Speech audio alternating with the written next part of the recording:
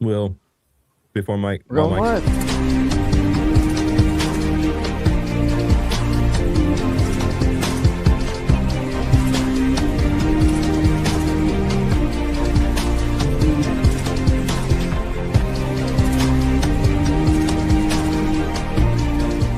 Are you searching for a deeper understanding of your faith? Inspiring Philosophy is your go-to resource for exploring the rich tapestry of Christian thought.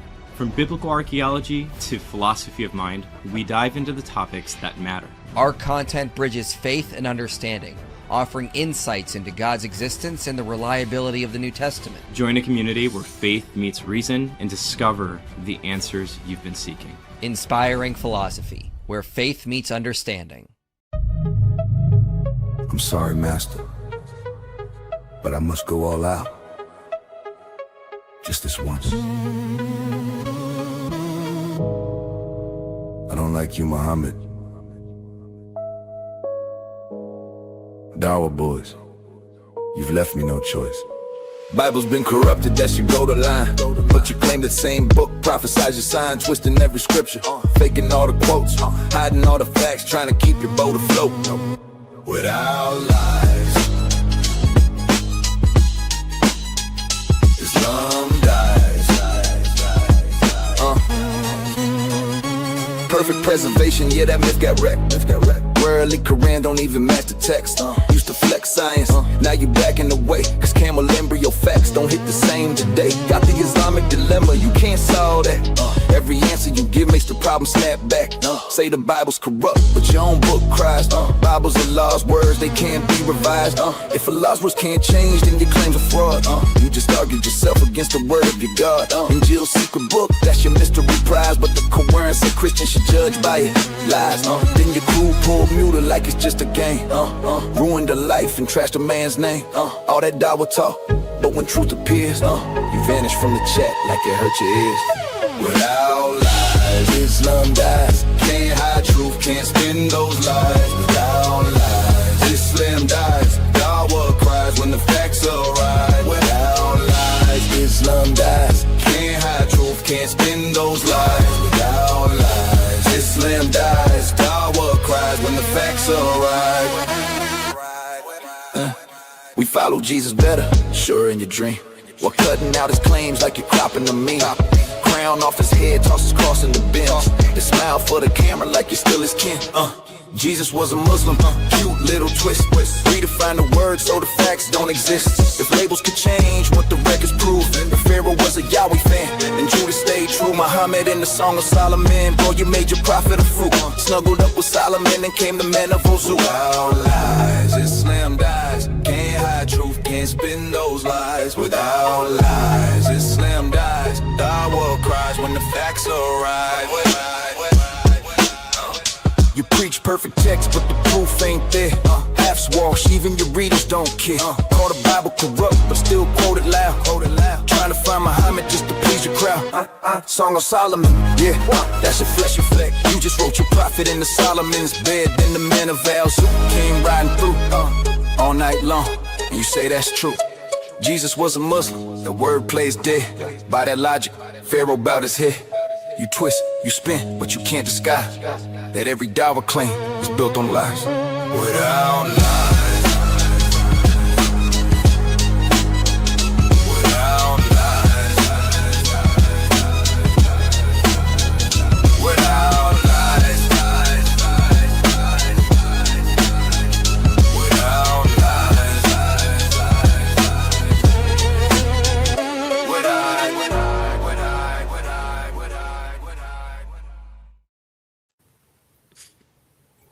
Hello, this is Totally Not Cora. How are you today, guys? What's up? I'm just a random guy. Okay, perfect. Okay, perfect. Okay. Does your audience know that like we can't see you during like the intro, and so like I never have any idea what on earth you're about to do right before. I sit there and just come up with it at the last minute, just so Yeah. you know. That I never have anything planned. Yeah. I am not the best of planners. Did you? Oh, wait. Have you shown anybody the Korra the Distorter song? No, because you've not given me permission yet to show it. Why don't Oh, you just can play. it You right can play. now? You can play that soundbite I sent you. Well, now I gotta find it because you keep talking to me in Slack, and you're like, "Oh my goodness, I have more stuff to say to you. Oh my goodness." So I don't know what you want from me with you always asking for stuff, and it's an MP3. Good Lord, this is annoying. Now I gotta try to upload it. Hey, I am just always supplying you things. Okay. Yeah. Last minute, upload this worth sound, cropping the play camera it. What were you saying, man? It's just not worth cropping the camera this time. This is my door. You're fine. Enjoy. You look fine. Anyway, here's Than's little song here. Korra the Distorter. Today we're going undercover. Yay! Can you figure out who this mysterious caller is? Is it the person who talks exactly like Korra? You found her. Korra the Distorter. Can you spot the lie? You found it. Oh my gosh. Well said. Well said. Yes. For those who don't know, Korra called in on our show call-in stream on Thursday, pretending to be just some regular Muslim dude, and we figured it out like within 5 minutes. Guys, and then, guys, don't laugh. You're gonna hurt Many Prophet One Message's feelings again. Oh my goodness, that's right. That's who we're responding to today. He clearly hates. I thought that was hilarious that's how he opened up the video. Also, I know I hope we're gonna cover this, but I credit where credit's due.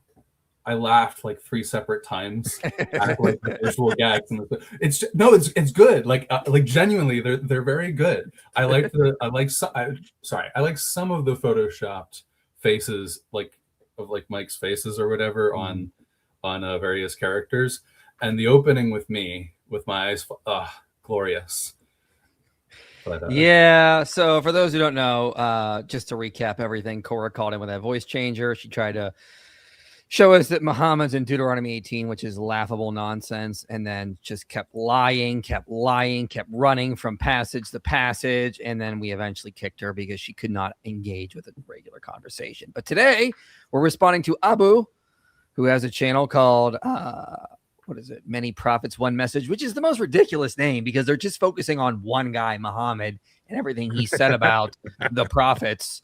So it's one guy, one message, Mike, proclaiming it's all from a bunch of prophts. It's absurd. No, Mike, you don't understand. All the times where all other prophets contradict the one prophet, it's other people, and then those other prophets' words have all been lost. Yeah, except for the parts that they like. Exactly. Yes. Well, this is so. For those who don't know about this guy, he also was one of the authors in Abraham Fulfilled, that book that we went through and just. Oh, was he really? Did you guys see his 6-minute video on the impact of Abraham Fulfilled? Yeah, along those lines. I was like, yeah, he doesn't like the fact that we've been torching that book. And one of my favorite quotes in the book. All you guys keep talking about it proves that it's just been so effective. Well, this is the thing. When we weren't talking about it, they were saying, "Oh, you see, they're scared, they're terrified." Now that we're talking about it, oh, they're so scared. That's why they can't stop talking about it. It's like no matter what we do, you're just going to spin it with your lies and propaganda. But this is one of my favorite quotes in this whole book, going on what Will was just saying about like anytime a scripture or a book disagrees, what do? Well, they just pick the parts they like. That's exactly what he says in the book. This is what he says at the end of the book, spending like hundreds of pages trying to argue Muhammad's in the Bible. And meanwhile, and then like in the same section to argue, well, this part wasn't original. This was added later. And the argument typically is because it just matches what Islam teaches. But he admits it at the end. He says any Islamic sources that mention the corruption of the scripture of the Jews and Christians is a reference to those portions of the Bible that are not divine in origin, but rather man-made. Any mention of the revelatory knowledge in their scriptures, such as prophecies about the coming of Muhammad, is a reference to those portions of the Bible that originate in divine revelation given to prophets such as Moses and Jesus. In other words, if it agrees with Islam, we use it to argue for the truth of Islam. And then once we establish the truth of Islam, we can then use the Quran to know which parts of the Bible are true. And then we can use those parts of the Bible to argue for the truth of the Quran. And then we can use the Quran to find the true parts of the Bible. And then we can use those true parts of the Bible to argue for the true parts of the Quran. And then the Quran use the Bible. It's a What I circular argument. He admits his Yeah. entire argument is circular. This is What I've hilarious. always found fascinating about this particular argument is the fact that, as we will partially show in this video again, it's not even just simply that the parts of the Bible that agree with the Quran are true, and then the parts that disagree are false. It's that the parts that Muslims say the Bible agrees with the Quran aren't actually in the Bible half the time, and so and so it's one of those things where it's like it's not just that like the parts of the Bible that agree with the Quran, those are good, and it's like history just managed to occur in such a way that the only parts that some of the only parts of the Bible that are left are the things which disagree with the Quran. Like, what a coincidence! It almost reminds me of like the young Earth creationism argument of, and I know most young Earth creationists don't believe this, but it's like the whole thing of like the devil put the dinosaur bones or whatever into the ground to test our faith or something like that. That's what, in fact, that's what Muslims should that's what the Dawa guys should adopt is God changed the Bible to test our faith. Yeah, that'd be interesting. I expect that'll happen at some point. I would not be surprised at all. So for what's going on today is like a couple, like 10, like it was like 10 or 9 months ago. No, it was recently. It was recently. That's what he says. Hold up. So let me just play the first part here. Inspiring Philosophy recently put out another response to my video, Jesus Foretold Muhammad. That was like 9 months. What do you mean recently? Have you been thinking about this response for like 9 months? Like, just like, well, that's actually one of the things I was thinking about. Like, I moved on. Yeah, if I had 9 months of preparation, I could do a lot. I could make a lot of lies. I'll just leave it at that. Yeah. So for those who know, we've been going back and forth with this guy on did Jesus predict Muhammad in John 14-16 when he's talking about the Paraclete, which is clearly the Holy Spirit, according to like the overwhelming majority of scholars. Like no one, and by the way, no scholar says Paraclete can mean Muhammad or that's a meaning of it or it means highly praised. But Muslims are desperate to find Muhammad in the gospel because, again, you go to Surah 7:157, you go to Surah 61:8, Jesus predicts Muhammad, and we can find his description in the Torah and the gospel. Therefore, they have to find him. Otherwise, Islam is false because the Quran makes false claims. So that's how desperate they have to do. Will, what was your take on his response, trying desperately to once again shoehorn Muhammad into the Gospel of John and claiming we made blunder after blunder? Oh, I made like 8 blunders in the hour and a half long. So, according to him, I made like 8 blunders. Almost none of which actually occurred in the 30-minute presentation I gave during the live stream. Which I don't know. I think that's pretty good, right? Like, if the only blunders I make are like these offhanded comments, or one of them was what was it? One of them was a tentative proposition I hypothesized in one of the slides at the bottom or something like that. Hypothesis. Like it was quite. I literally the word possibly is in parentheses in one of that, but honestly, it doesn't matter. So. The video isn't even really a response to our live stream. It's an attempt to make me seem uncredible, or like just not a Greek expert, which is why, as one of his commenters pointed out, I'm not actually a Greek expert. I'm a Greek food expert. And my expert opinion is that Greek food is terrible. Now, I knew that was going to react to that. No, so in case there was any confusion, I don't matter, like at all. Like I could have never entered a Greek class in my entire life, and his argument would still suck. Yeah. Mm-hmm. This is Dawa. Will, welcome to Dawa. When we I'm going to be honest. I don't have the patience for this. Like I can only do this once a year. Well, let me explain. This is what happens when you utterly refute their argument. they resort to this kind of thing. It's part of the Dawa script. Okay, we can't refute them. Let's just try to discredit them so we can convince our followers not to trust them. Because if they actually go watch their videos and see that our arguments are trash, they're not going to listen to us anymore. So it just becomes Dawa just becomes character assassination. And Abu here is, of course, engaging in that. And of course, doesn't actually refute the overall argument. He doesn't actually show Paraclete actually means what he wants it to mean. He just focuses on peripheral stuff and doesn't deal with the main argument, which is what we'll show again today.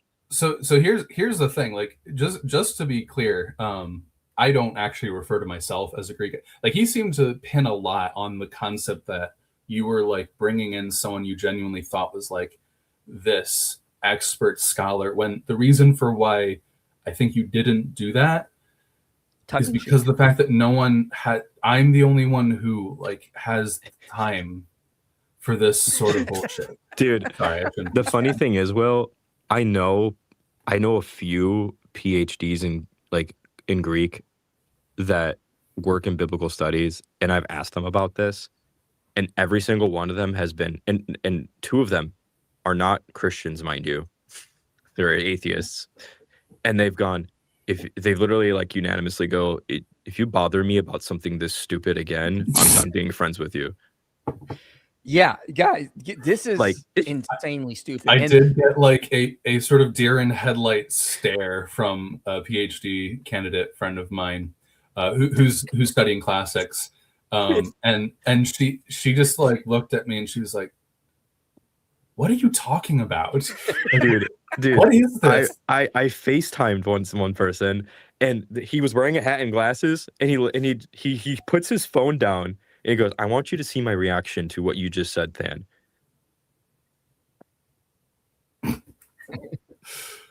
Well, no, we're actually just lying about all of this. We don't have any friends with PhDs, or I don't have friends.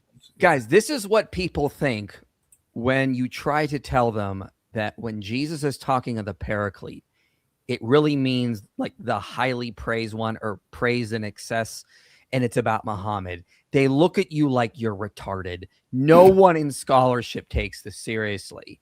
So we found Will to deal with it. I'd genuinely be curious if there, like, is there... He's really good at finding obscure, bizarre things. Yeah. Well, we've had 9 months to look. What do you expect? Well, yeah. You know? I want him to find, like, a non-Muslim Greek scholar and bring him onto the show and, like, have him explain why this is... like good, because you can find a scholar to say like almost anything. It is the thing. Like you can, like, I mean, after like I've been thoroughly like red pilled or black pilled after the whole Dennis McDonald thing. Oh God, yeah, that's a whole nother story. So guys, we're gonna look. The reason I titled the stream I did is because he admits 2 things in this video within the first 15 minutes. It's like between like 8 and 15 minutes. They're both in there. That basically destroys his entire case. 2 very important things. And then the rest of this 40-minute video, it's just like peripheral things that have nothing to do with the overall argument. Like, could the Paracletos or Paracletos, how should we say this word? Because I've heard it pronounced different ways for different scholars. It doesn't matter, but like technically if we're going with the sort of standard Erasmian Greek pronunciation, it would be Paracletos or Paracletos. Yeah, I'm not saying that. If you want to go with my hick Greek, if you want to go with my hick Greek, the man in the mountains village Greek, it's Paracletos. Yeah, I'm gonna go Paracletos. I like that because I think it's just it's gonna be we try to distinguish between like Plutos and Kletos and all that stuff. Especially in English, it's a lot more natural to put the stress on the strong, like the heaviest syllable, and that's the clay part of Paracletos. So it's fine. That's just not where the accent is in ancient. It doesn't matter. Like we're not speaking ancient Greek, so it doesn't matter which version of the pronunciation you call it, as long as we're all clear as to what we're talking about. Just so you guys know, I'm gonna do these quick super chats real fast, but we added some just so you guys know, the merch store is updated. We can't put anything on there for free that's under 1 megabyte. So some of the presentations we have up there are now $1. We've added some new ones as well. So if you want those slides, basically the company that's running is making us charge at least $1 for them. So we had to put those up there. So if you want them, they're up there now, but we added some new ones to the merch page. It's linked below if you're interested. Let me knock out these super chats, then we'll dive into this video. Randy, gift 5 Inspiring Philosophy memberships, one of our biggest supporters. Thank you again, Randy. Who are you all going in for the World Cup? Gondor. For sure. Goku. Gondor. The World Cup, soccer is the only sport I actually enjoy watching, and I don't even watch that frequently. Are you even an American? No. Well, yeah. I used to love soccer. It depends on what you mean by American. Cora is the worst of deceivers. This is true. This is very true. She is not like Allah. I saw that. The best of deceivers. She's the worst of deceivers. I like when I first called her out. She was just like, for someone who wants to yap a lot, she was actually stunned. Like, how did they figure out it was me? Like, somebody needs to make like a clip of like Cora being a secret undercover agent, and the people that she's infiltrating are like, dude, we know who you are. Okay, perfect. Like, only Muhammad can split the moon. I beg to differ. Happy Gilmore accomplished that feat no more than an hour ago. What? I don't know what this is a reference. I don't know what this Happy reference Gilmore? is. It's an old movie from like the 90s. And an Adam Sandler movie. Oh, I really haven't watched an Adam Sandler movie. No, I've not seen that in years. I don't get it. You got this weird inside joke, Heroes Workshop. Sorry, we don't know what you're talking about. What's your opinion on Texas requiring students to read the Bible? Personally, I think the goal should be to get the kids reading first and classics. I would be okay with it in the context of you're reading it like classics. Like if you want to say this is a foundation of Western civilization, therefore we should read it as part of studying history, literature. Yeah, go for it. I'm totally okay with that. I don't see that as a problem. If you're saying we're doing this because we want kids to be Christian, I think that's going to violate the First Amendment and what government can and should be allowed to do. So I think that could come into conflict in the law. But ultimately, I think the biggest problem with this is that we keep trying to outsource church to other places like the Sunday, like we outsource teaching our children the Bible to places like church or school, when really that's the parent's job. If you're not doing that as a parent, you've failed. You need to teach your kids the scriptures to be a Christian. Otherwise, they won't be. So it's on you. So anyway, let's get into this video. I think the first thing I want to point out is that he doesn't deal with the big issue that we brought up, which is that he's trying desperately to show the word kletos, which is half of the word for paraclete, can mean famed or praised. It doesn't. He doesn't actually show any examples. What he does is he plays on ambiguity, because there's a similar word, kletos, that is sometimes spelled like kletos, but it's a homonym. It's a different word. It's like minute and minute. They're spelled the same, but they mean the different thing. He didn't really deal with that other than trying to at one point, but really kind of missing the point. But I mean, like, even if he's right that kletos meant praise, that doesn't mean parakletos, the word for paraclete, would ever mean highly praised or something of that nature. So this whole video ends up failing because think of the hurdles he's got to go over. He's got to show that, like, just think about this, guys. Just think about what he's trying to do. He's trying to show that half of the word for paraclete could mean famed or praised because it's similar to another word that means that, kletos, or klutos even. Then he's trying to say, okay, then kletos can take on that meaning, which again is a stretch. Then he's got to show that parakletos, the word for paraclete, can also bring in that meaning. But parakletos is a different word. It's a different word than kletos. I think this is going to get confusing. I just want to I need to review something very, very quickly. It's helpful if we have a visual presentation. If I could just share. Go for it. Screen, select window, untitled. Wow. Hooray. Okay. Kletos, customarily. Hold up, real quick. The top word is the word in paraclete. Yes. It's a compound word. This is the word. He wants to say these somehow are the same word and they share the same meaning. That's just not true. So there are 4 parts to this. This word kletos with an eta is at least cognate with the verb kaleo, which means to call. And so kletos is one who is called, basically, or it's an adjective meaning called. It depends on whether or not you're using it as a substantive. Kletos with an epsilon iota, it comes from the Greek verb kleo, which means to tell of, or theoretically you could make it say like to say. He's going to argue specifically that it means like to praise. That's a big like whatever. Okay, fine. It means like to tell of or to celebrate. Effectively, is what kleo means. Kletos, therefore, is referring to one who is celebrated or one who is famous or well known. He's going to insist that it means like praised. It's not that big of a deal. If you really want to say that this word here can mean praised, and he even says like that it's he doesn't say this its primary meaning, but he says that one of its meanings is famous or well known, but that it also means praise. Okay, fine. It doesn't matter that much, because here's the main problem.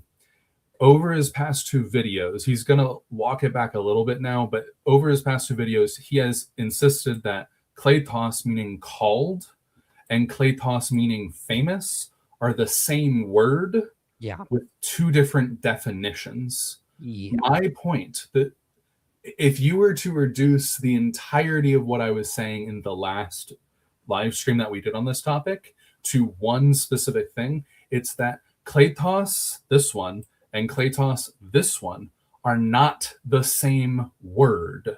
They are homonyms. They can be spelled the same due to scribal practices or spelling errors or manuscript transmissions, or honestly, there can be a dozen reasons for why they're spelled the same, because of the fact that this is a diphthong, which makes the sound of A in classical Greek, and this is a letter, which makes the sound of A. So they're both pronounced kletos. They sound identical, and so they're often spelled identically. That doesn't mean that every single time this word occurs, that it possibly means this, or that every time this word occurred, it possibly means this. There's still 2 distinct words. They have 2 distinct usages and 2 even distinct time periods of usage, as we'll get to at some point in this live stream. And to be clear, this still does not get you to Paraclete, Parakletos, meaning highly praised. So like, even if he was right, we'll also get to that later as well. Yeah, we'll get to that. But even if he was right, none of this is going to help his case, because the Paraclete has a very distinct meaning that he's going to acknowledge shows up in Greek texts even from before the New Testament. Yeah, before. So again, we'll get to those 2 points that he accidentally basically gives the goose away. But let's dive into some of these. Cover it again. We're gonna try to hit the main points. A lot of this stuff is peripheral. We're just gonna try to focus on the stuff that matters, even though sometimes we're not. See, Jesus speaks of the Paraclete, the Greek Parakletos, who would come after him. I pointed out that the common English translations of advocate, comforter, and helper are problematic, citing Christian and secular academics such as Raymond Brown, Glenn Nielsen, and Gary Burge, who have all been troubled by such interpretations. Guys, once, as we noted, and he hasn't addressed, none of them are troubled by it in the fact that they can't find like an approximate meaning. What they're troubled by with the Paraclete problem is there's no English word that fully captures the Greek word for Paraclete. It's something like helper or advocate. That's the Paraclete problem. How do we translate when we don't have basically a good English equivalent? Yeah. Advocate, comforter, counselor, helper are all kind of capturing an aspect of what Paraclete means. They don't. The problem is not something entirely different. We need to translate it as Ahmed. So he's continuing to misrepresent the Paraclete problem. None of these scholars he's citing would agree with him that it should be translated as Ahmed. What they mean is that, helper, advocate, comforter, counselor kind of captures an aspect, but it's still, there's no good word that that is going to be equivalent to it. You can only get approximations, but these are all good approximations. So he's misrepresenting the Paraclete problem. And then he's playing on that ambiguity to then say, but that means we can give it an entirely different meaning, which is highly praised, which none of the scholars he's mentioned would even remotely agree with him. And if I could share my screen one more time. where this it? Yeah. So this comes from the fact, part of the difficulty here. So parakletos comes from the Greek verb parakaleo, which, yeah, para has like the basic sense of side. That's its primary meaning, and the various uses all come from that basic meaning. And then kaleo means to call. So parakaleo means effectively to call to one side, or to actually, no, yeah, that's the fundamental etymological meaning. So the basic point here is that you have a large variety of meanings, some of which are specific to the concept of summoning someone, but also like have the concept of exhorting, encouraging, demanding, requiring, beseeching. And here's the thing. Parakaleo is an incredibly common word in the Greek language. It's used well over 1,000 times uniquely in extant Greek literature. You guys can see this page as well, where it's listing all of them. Yep. Okay. I'm sure that they're like, and honestly, this is based on the LSJ, which is Little Scott Jones. This is kind of like the standard of Greek to English lexicons. There are a bunch of other ones that you can get. So for instance, this is the German one, but that's not the point. Point is that this is just even basically Homer up to around the time of the New Testament and shortly after. So you have a couple of examples from people from, say, the 2nd or maybe even the early 3rd century, but this doesn't get into patristic Greek. So this isn't even all the times it's used in extant Greek literature. The point is that it has a lot of different meanings.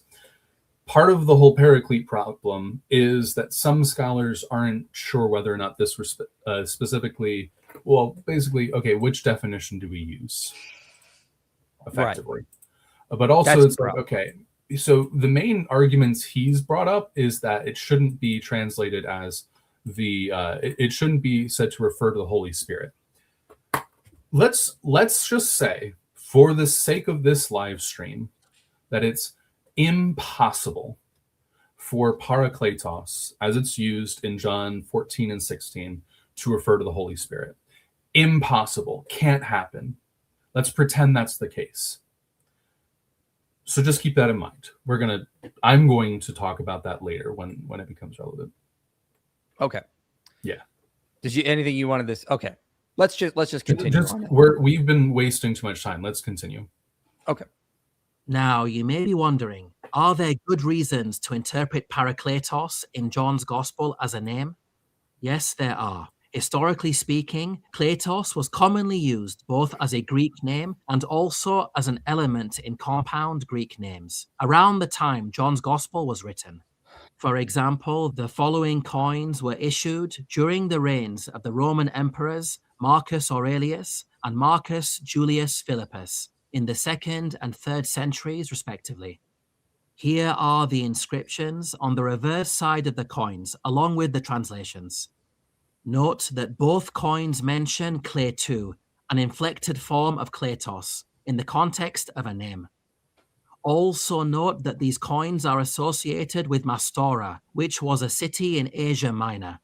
Now, it just so happens that John's Gospel was written in Ephesus, which is also a city in Asia Minor. This is according to an early tradition by the church father Irenaeus.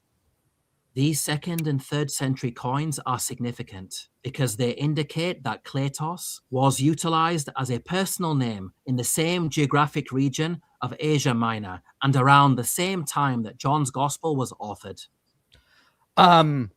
We're going to say this a lot. So what? None of that shows Parakletos is a name. Right. And the thing is that like one could make the point of, well, he's building like the steps of the argument, which, you need to read the whole story before you need to get to the end before you can say it's a good or a bad story. But like the thing is, I did get through to the end, and all of this is pointless. This is what I mean. Like he keeps hitting around the main point without actually addressing the main point. In fact, he did not need to go to like Greek coins to prove that Kletos or like an either spelling is a name, because it's the name of one of the first popes, like Cletus.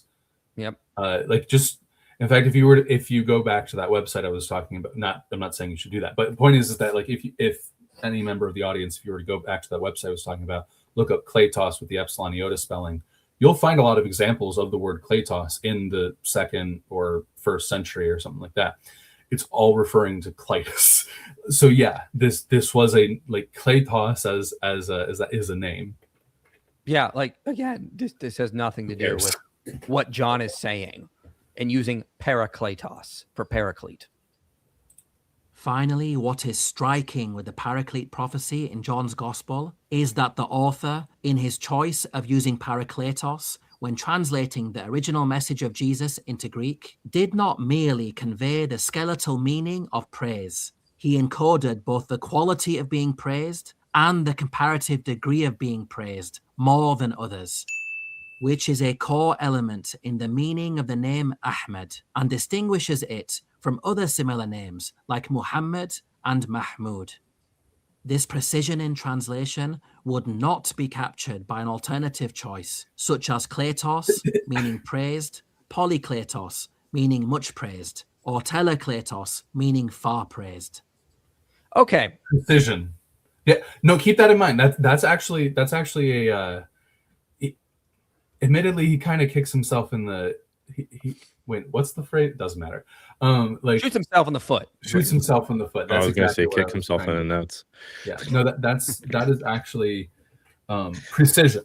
That's what we're talking about here. The author of John, according to him, is being very precise in choosing Parakletos as the meaning, as his translation of the Aramaic term that Jesus used, meaning praised more than others, or highly praised, or exceedingly praised.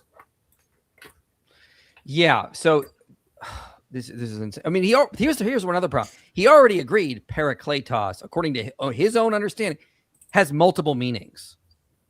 So he's kind of like saying something different. He's using this exact term because it means praise more than others or highly praised. But in other places in this video and his other videos, he's admitted it has multiple meanings. Like, he doesn't deny it can refer to an advocate or a comforter or a helper. So like, he's saying something different here. It precisely means that, but he's admitted elsewhere it doesn't precisely mean that. It has multiple meanings. It's so precise, it doesn't mean what he says it means. And like, do we want to talk about this now? Because there are so many better words you could have used in Greek to refer to highly praised. I was intending to save that to the end because I want to talk about some of the other stuff throughout the course of this video as like the sort of background rather than just sort of stating it. Okay, let's go on to his first thing, moving over his. Again, he does like a lot of weird graphics. Like, he does like this kind of stuff here. So I find them funny. I know it's not me in the thing, but I think that they're funny. First of all, showing me a Sub-Zero is not the win you think it is. I mean, that guy's like ripped and jacked. Like, I just kept thinking like halfway. Like, here's another one. I'm just gonna jump in and show this. Oh, one. yeah. I thought it was hilarious. There it is. Look at, there I am, guys. What do you do? Like, first of all, Okay, look, like, at least he's not putting you in a dog collar like the Dawa Bros are doing to other Christian apologists. First of all, there are clothing restrictions there are clothing like requirements for Muslim men. Yeah, this is haram. Like, this is haram, ladies and gentlemen. Guys, lower your gaze right now. Does Abu not realize that you can't do this kind of stuff in Islam, depicting men like this? Like, there are clothing requirements for men. It's not just for women, although the women, of course, have much harsher ones. But I mean, like, he's putting this, and I'm like, dude, like, what are you doing? He's showing me your aura. Aura. Well, I mean, they made that website called OnlyFans and called it basically a porn site. So they made a porn site according to them. But now they're doing this kind of stuff. Like, guys, this is how desperate they are to like score cheap shots. I don't know if he learned haram from Sneeko. Anyway, let's get to this lovely shot of Will and I. Oh, that's me. I love it. Wait, no, I didn't realize that. That's awesome. I love that. That's funny. I've always wanted to be. I always wanted to be stained glass. Yes, And, you look I love amazing. how it made. I love how they made Mike A woman. I'm in my hijab. Well, they. I mean, honestly, Abu, if you're putting this kind of stuff of me on screen, I mean, maybe I should wear a hijab. I'm worried you guys might get tempted now with the way you guys have been lately with drooling over Than and others. I mean, guys, let's not go too. Maybe far I with should this. wear a Head coverings hijab. are pretty based. I'm a big advocate for head coverings.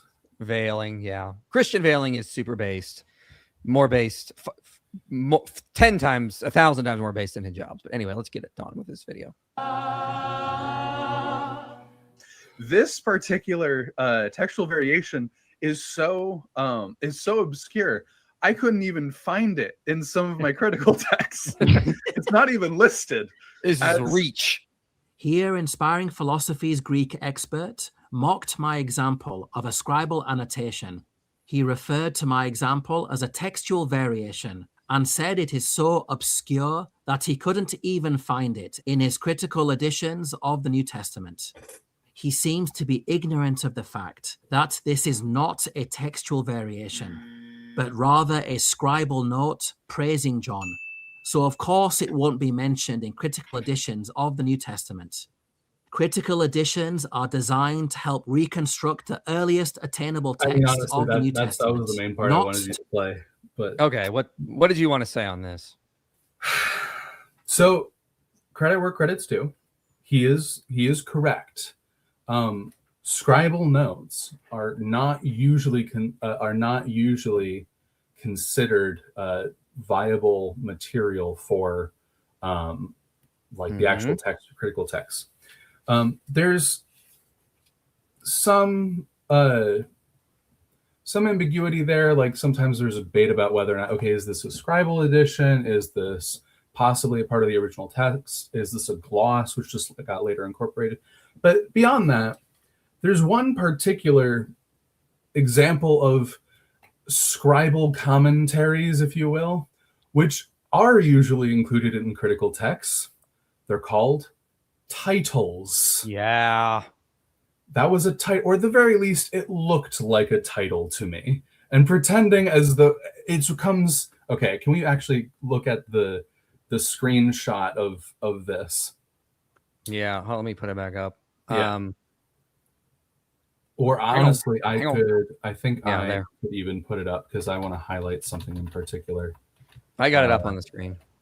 Yeah. But actually let me do the sharing just because. My goodness. Well, you get that up. I'll do some quick super chats here. Do you believe that Hyksos and Joseph were related? No, I think the Hyksos were basically the Semitic rulers that the Pharaoh of Joseph. Basically, if you check out some of my Exodus series, Exodus Rediscovered, I kind of hint to that Joseph is the vizier under the Hyksos rulers in the second intermediate period. Serious question for Muslims: who was Jesus' uncle? Clearly, Aaron, the brother of Moses, according to the Quran. You just follow that logic. Yeah, pretty obvious, guys. I mean, come on. All right. So this is from a collation of New Testament, like the New Testament. A collation is basically when you combine several manuscripts or even several types of manuscripts in order to give sort of a general feel. Granted, that's not the only purpose of it, but whatever. So what is this saying here? Okay, what does this say? Ioannou means of John, epistole, epistle or letter, and then ge, or the gamma, third, which is the third letter of the Greek alphabet. What is this saying? This is the third letter of John. That's what this is saying. Uncial. This is referring to the main family of manuscripts up until, give or take, depending on what we're talking about, like the 600s through the 800s. Again, depends on what you're talking about. And in later minuscule, alla pelintrita taute Paracletos Ioannes. Now, so alla means, but it could mean like also or and. So and also the third, this third of the well-renowned or known around John. Right. They're titles. Titles are included in in critical texts. Yeah. This is a stupid accusation of a blunder because, okay, let's pretend I have no idea what I'm talking about. That's not at all what this means. None of this is a title. Let's pretend none of that. It's still a later minuscule. It's still not a good indication of what the scribal practices of New Testament writers were. Exactly. Again, none of this shows. Yeah. None of that shows the such a useful Paraclete point. means Muhammad. Again, yeah, we're going to keep hitting this because. Anyway, let's get back to the video. But yeah, we're going to keep hitting this point where he's desperate to once again. For those who just showed up, this Muslim is trying to show that the Paraclete is Muhammad. This is the core. This is where he's actually going to admit two things that are going to destroy his case. But let's get into that. It's in this section coming up, and then I'll highlight them when we get to there. Its compounds are routinely broken down into their component parts.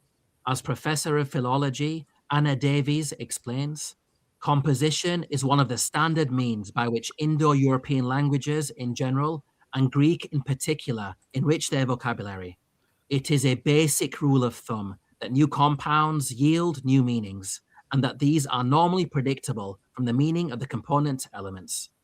I don't think anyone is denying that. Once again, the word is parakletos, which takes together the words alongside and called, not highly praised. Yeah, I want everyone to remember what he said. First off, what did he say I said? He said that I said that you can't split apart. It's not a universal rule that you can split apart words. Yeah, switch the meanings out, then recombine them for like a new meaning. He's saying you absolutely can do that. You absolutely can break apart compounds into their component parts, then re-put them back together. What is his citation for that? It's a New Testament. I think this is a New Testament scholar or a biblical scholar, where she says composition is one of the standard means by which Indo-European languages in general and Greek in particular enrich their vocabulary. What is she saying? She's saying that the Greek language often creates new compounds. Now, I'll honestly, I just in case anyone else misunderstood what I was saying in the last stream, I do not, nor have I ever denied the concept that Greek speakers create new compounds. If that is what you thought I meant, then I'm sorry, you were very much mistaken. Yeah. You see, he's running. I just laughed because I'm thinking about all the times I've done that when speaking with like family and friends in Greek. Sure.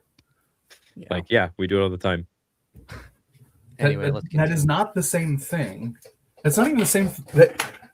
That's not even the same kind of thing as splitting apart, breaking apart a compound into its component parts, switching out the meanings for those component parts, and then recombining them with those new meanings. Mm-hmm. That's not even the same type of thing. I know. As you can see, our approach to understanding compound words is said to be a standard one for Indo-European languages in general and Greek in particular, which is the exact opposite of what Inspiring Philosophy and his Greek expert claimed. As they I don't know if said, his reading certainly can't comprehension do is it in just Greek. that bad. Finally, it's worth pointing out that we have never argued that compound words should be understood based on etymology alone. When interpreting any text, one should start with the etymological meaning and then factor in the context before arriving at a final conclusion on the author's intended meaning. That's not what he did. Yeah, and I would quibble with that, but it's not a big enough. I would quibble with like that ordering. I think you should usually. I think that you should usually like go with what the kind of accepted common definition is. Then, if a difficulty presents itself, you can look at etymology and stuff like that. But I agree with you there.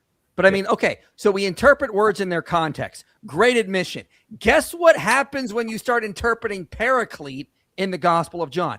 Do you come away with the idea this is a human prophet that's gonna come in like 600 years and completely contradict everything in the Gospel of John, like the divinity of Jesus, the resurrection, the crucifixion, the atonement? No, you get the idea. It's the Holy Spirit. John 16:7 says Jesus is going to send the Paraclete. Who sent Muhammad? Allah.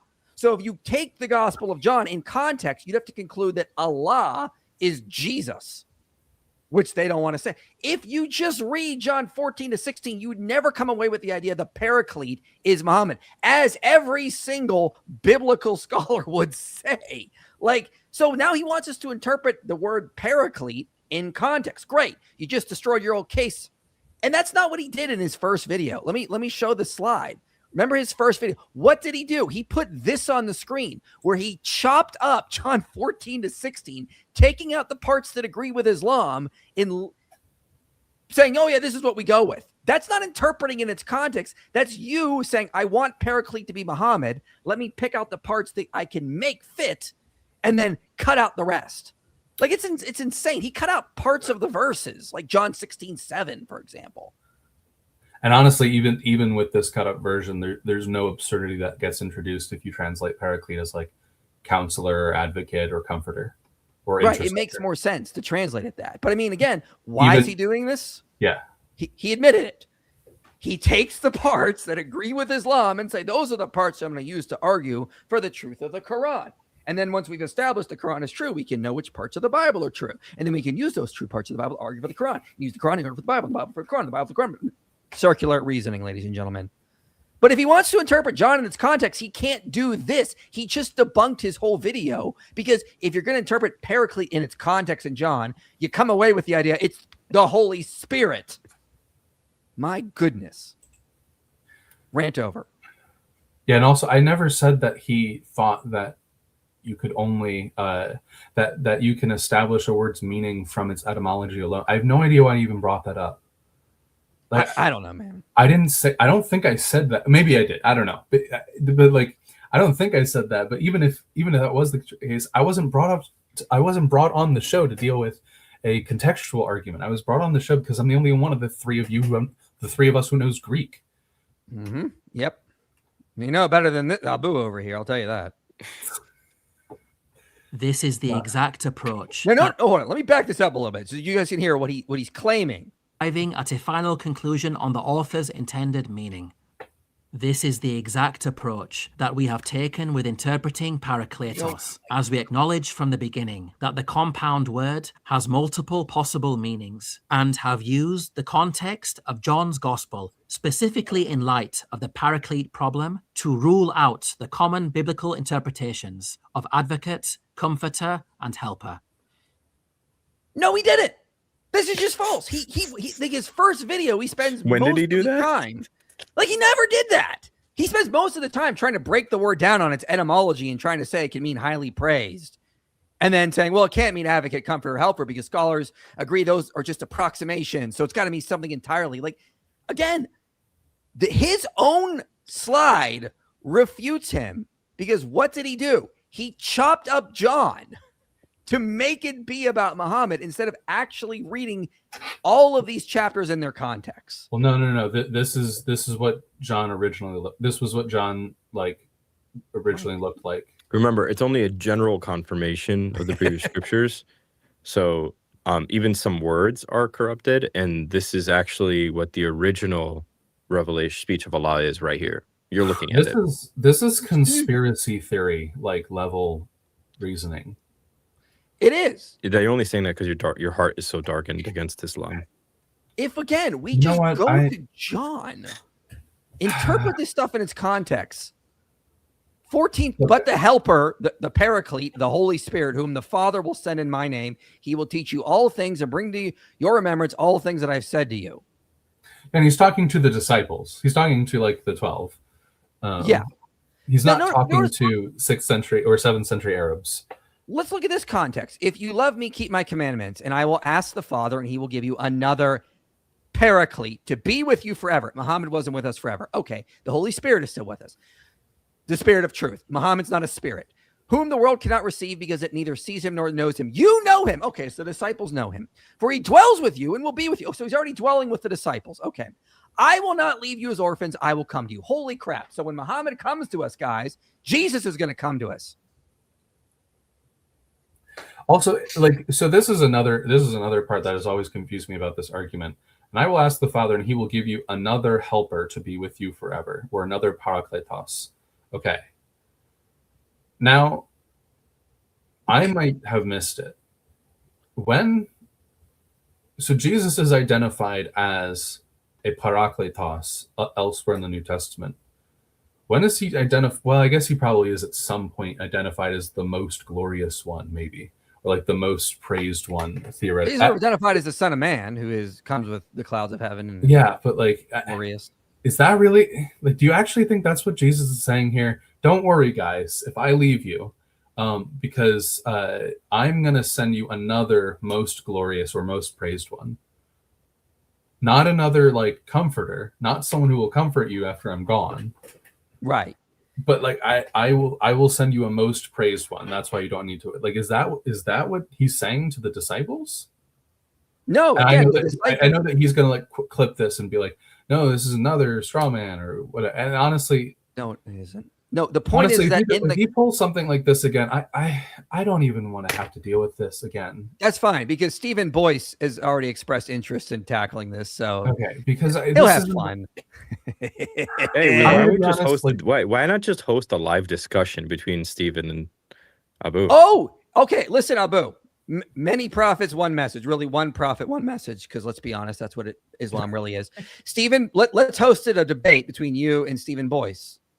Let's see if you can go up against somebody like Stephen Boyce. I'd love to see that. So, if you really are convinced you got a good argument here, going against literally every scholar on Christians, because like this is how he's framing this. Is that this argument is so devastating to Christians that like people are panicking, and this argument gives me shubahat. Yeah, this totally isn't just something to kind of like ease that worm eating away at the conscience of like, man, everything I believe is utter crap as like a Muslim. Yeah, it's not that. It's something that's like shaking Christians in their boots. And just remember, go ahead, Sam, and I'll say my thing. I was just gonna say, I've been doing this a while, Will. I've never had a single Christian ever tell me they're worried about an argument a Muslim made. In fact, I've had Christians that are doubting their faith and actively saying to me, the stupid arguments Muslims give against Christianity actually helps me feel more confident about my faith. Guys, keep doing what you're doing. You're actually like the best Christian apologist ever. I'm just letting you know. Yeah. There are a lot of jokes. Meanwhile, remember Libiano? Well, just remember Libiano in his inbox was saying that his inbox is filled with Muslims on the brink of kufr because of arguments we're putting out like the Islamic dilemma. So just remember that. He admitted it. It's all over the internet now, but it makes perfect sense to translate Paraclete as helper in here or comforter, because again, what's happening? Jesus is going away. They need someone to guide them, to help them, to comfort them. That's what the Holy Spirit does. It makes total sense in the context. And it doesn't make sense to take a meaning never assigned to Parakletos and thrust it into John. Ever. Like we specifically give the challenge at the end in the video, in the last live stream, give us a single example anywhere in Greek literature where we'll get to that. Parakletos is used in the sense that you're saying it's used. And he says, we're not saying it's used elsewhere. We're going to get to this, but like, we're not saying it's ever used in this way. We're saying that John created the word. Okay, well, even if he created the word, show an example after John of anyone ever using the word in this sense. Well, we're about to get to that section. That's the next section. Is their hypothesis essentially just amounts to this particular usage is just a one-time special thing. It's like a legomena on steroids. Let's put this back up. On to the next blunder. Oh yeah, here's my third blunder. The problem for our Muslim friend here is he cannot find a place where Parakletos means the praised one or famed one. If one of y'all's responses to this video doesn't involve a Greek text an actual Greek text, which says, which uses the term Paracletos to mean praised one in particular, I don't care about you anymore. I'm not doing this anymore. This is where I thought he was. When I watched this the first time, Will Than, I was like, oh, he's about to do something. He found one. Let's go. Okay, let's see what he's got. Wait, is he not going to? Something to like dig our teeth into. Yeah. Wait, I know. I'm going in. I'm going in blind. Okay, quiet. Let's see. Let's not spoil it for Than. Here, inspiring philosophy and his Greek expert argue that our proposed meaning for Parakletos can only be accepted if it's found in literature outside of the New Testament.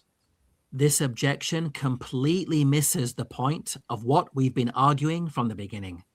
You should not expect to find this usage in extra biblical material because, as we've explained in past videos, John's usage of Parakletos represents a new epithet or name. In other words, the translator, in his attempt to accurately capture the meaning of Ahmed when translating the original message of Jesus into Greek, coined a new compound, Parakletos, with the intended meaning of praised in excess over. What sort of nonsense is that? Guys, there are no places Parakletos can mean Ahmed except in the Gospel of John. And by the way, not just it's not the Gospel of John. It's the parts we pull out of the Gospel of John to make it mean Muhammad. Like, he just admitted Paraclete does not mean that anywhere, but we have to make a special exception. Oh, and by the way, ignore the context of John 14 to 16. Only take the parts of John 14 to 16 we like. So this is what I mean. He accidentally refuted his whole argument because of two things. One, the context. He admitted you got to go to context. Okay, context of John refutes him. And B, there are no places Paraclete means what he wants it to mean, Ahmed. Therefore, again, game over. There's no reason to translate Paraclete as Ahmed now. My goodness. And I want to just read I had like a series of notes for this. I didn't have anywhere near as much time to prepare for this video just because the way this live stream worked out. Well, just hold on, Will. Just think about that for a minute. He spent 9 months preparing it. We're doing it in like 2 hours. Like we did. Right. We're just throwing together stuff, and this is how bad this argument is. So in 9 months, we'll do this again. Apparently, it takes him 9 months to refute an argument. And then we'll be like, I got a couple hours. We'll knock this out real quick, and then get back to what we were doing. Okay. So wait, really quick. I just wanted, Abu, when you listen to this, answer this question when you respond next year. How do we falsify your hypothesis? Right. Thank you. Yeah. Give us something. I want to know what would actually falsify this hypothesis. If you can't answer that, I'm skeptical that you even actually care. Okay. So why did I say that unless you can give an example of Parakletos having the sense of exceedingly praised or praised one or whatever, then his etymological argument simply fails? Well, there are a bunch of reasons actually, but let's focus on some of the main ones. In order for a definition of a word to be considered plausible, you have to show that it means that somewhere. Or at least you need to show that this is how people who used it understood it to mean. Speculation based on how you think different parts of the word could be combined or recombined, especially when it already has another definition which is firmly planted in its real historical usage, is, to put it mildly, extraordinarily suspect.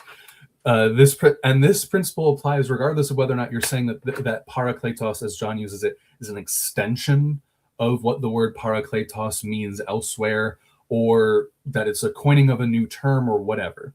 Because here's the thing, he's going to use I think he might have already used the example of epiousios as it appears in, or I guess it's in the accusative. So epiousion in the Our Father. Do you want me to just play that? It's not necessary. The point is that he said this is back when he was like quoting Dr. Ann Davis with like, composition is this thing, and see the New Testament authors, they invent a word using composition. It's like, yeah, and you know how we know what that word means? It's not by taking it apart from its regular meaning that it had everywhere else, coming up with a brand new meaning, and then inserting that into the text, it's because of the fact that early Christians told us what it means. It was translated. We found out what it means. Now you can say like, well, if it just meant, if Jesus was just saying daily, like why didn't he just use the usual Greek word for daily? Well, probably there was something special that he was referring to with epiousios that isn't quite just daily. There's like some special daily that he's talking about. That's a discussion that various people have. The point is that this isn't what we're doing.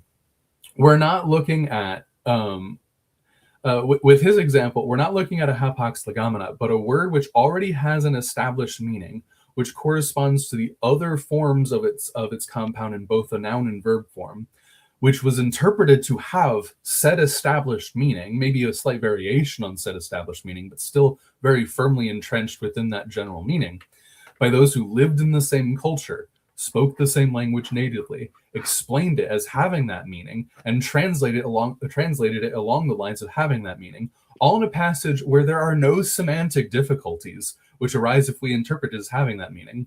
And so let me give an analogy. Let's say I believed that in 2 Thessalonians 3:16, which I'm just going to read the Revised Standard Version. Now we command you, brethren, then in the name of our Lord Jesus Christ, that you keep away from any brother who is living in idleness and not in accord with the paradosin that you received from us. Now, the word paradosin is usually translated as meaning tradition. I got it on the screen. Why? Because that's what the term means everywhere else it's used. But let's say I'm a ManyProphetsoneMessage style of arguer, and I very firmly believe, for whatever reason, that this particular passage, St. Paul is actually saying that, we command you that you keep away from any brother who is living in idleness and not in accord with the excessive permissions that you received from us. Now, if I wanted to argue this point, I could point out that dosis can mean permissions, and para can mean excessive. Can't really, but like it sort of does, basically. What it really means is, again, it has the sense of at the side of, and so in some verbs of motion and a couple of other types of verbs, there's this sense of going past something. So like a paradox is something that goes beyond belief. It's something that's beyond belief. Okay, now, more fundamentally, other than that, this is like not the way that you do etymology. This proposed definition that I just gave for paradosis is actually more probable than his definition for parakletos, since at the very least, dosis and para are the actual roots for paradosis, and not roots of a different word, which I don't know if we've gotten to. We did at the very beginning. But more fundamentally, this is a very silly argument for the simple reason that the word paradosis, again, already has a defined and established meaning, which does not introduce any semantic absurdity into the passage if it's accepted. Therefore, whatever your reasons for hypothesizing that it has some other meaning it literally never has anywhere else in the Greek language, like this is still a ridiculous argument. And because like I said, and we can stop sharing this, because like I said, even if you take his version of the passage, there's no semantic absurdity that's involved with translating the word paraclete as advocate or counselor or comforter or intercessor or anything along those lines. There's nothing that's incoherent about Jesus saying that he will send another advocate after he is gone. But have you considered that we need Islam to be true, so we have to force Muhammad into the Bible as your argument? That just never occurred to me. That never occurred. You didn't think of it like that. See, now you have to say it's Muhammad, because otherwise Islam is false. Because again, Surah 61:6 is going to be false, and also Surah 7:157 is going to be false if they can't find Muhammad in the gospel. So they got to force it. That's what they're doing here. It's that circular reasoning we're going back to. Let's do some super chats here real quick. Is the whole narrative about the sun blowing up in 5 billion years relevant, or is it a modern myth? Well, I mean, what does that have to do with the stream? Who cares?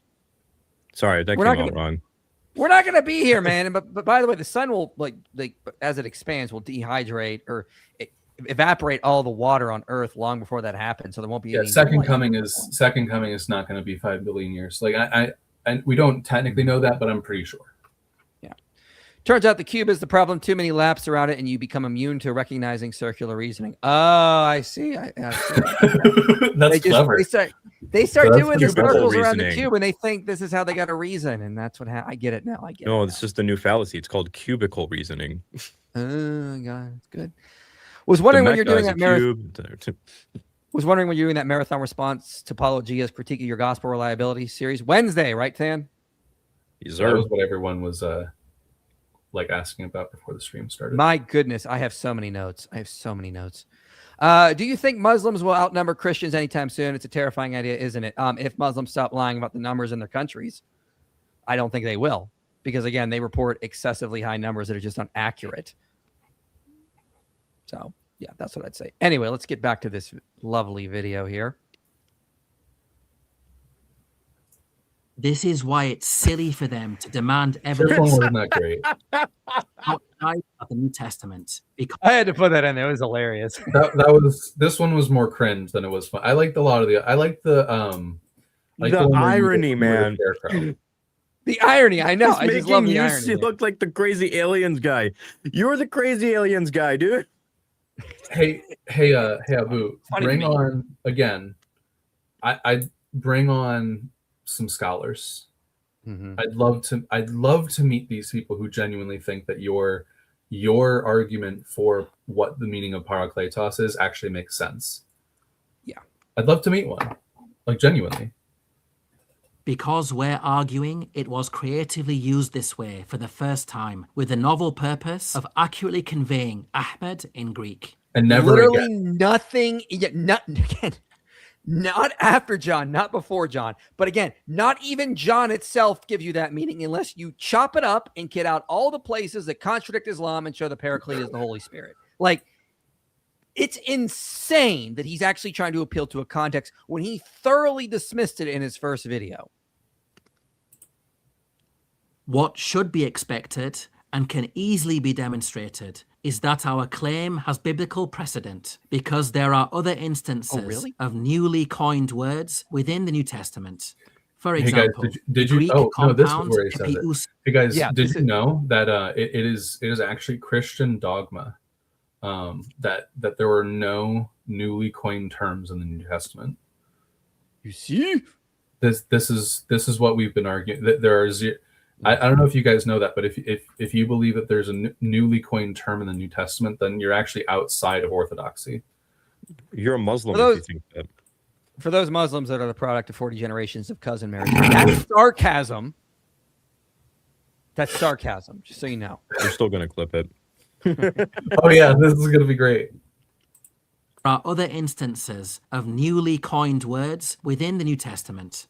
For example, the Greek I already compound responded to this one. epiousios in the Lord's Prayer in Matthew and Luke, as Thayer's Greek lexicon confirms. This word was not in use in ordinary speech and seems to have been coined by the evangelists themselves. Hey, Will, Thin, guess what didn't happen? John didn't make a new term. He used the already existing term Paraclete, which already had a distinct meaning, and there's nothing in the context that suggests he's using it a different way.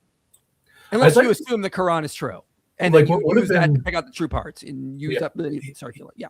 This guy has a problem of like citing very irrelevant information, and then like eventually after years of study he finds something which is actually kind of relevant, and then pretends as though we're just like the ignorant ones and he's not the ignorant one for making stupid arguments for the past 3 years. So I'm waiting for him to like finally figure out one example where the New Testament authors changed the meaning of a word, and then suddenly we've just been blown away. Like I'm sure there are like thousands of words in the New Testament. I'm sure that at some point the New Testament authors like reappropriate a word and completely change its meaning. Yeah. Well, first off, this actually is him shooting himself in the foot because they came up with a new word. That's not the same with Paraclete.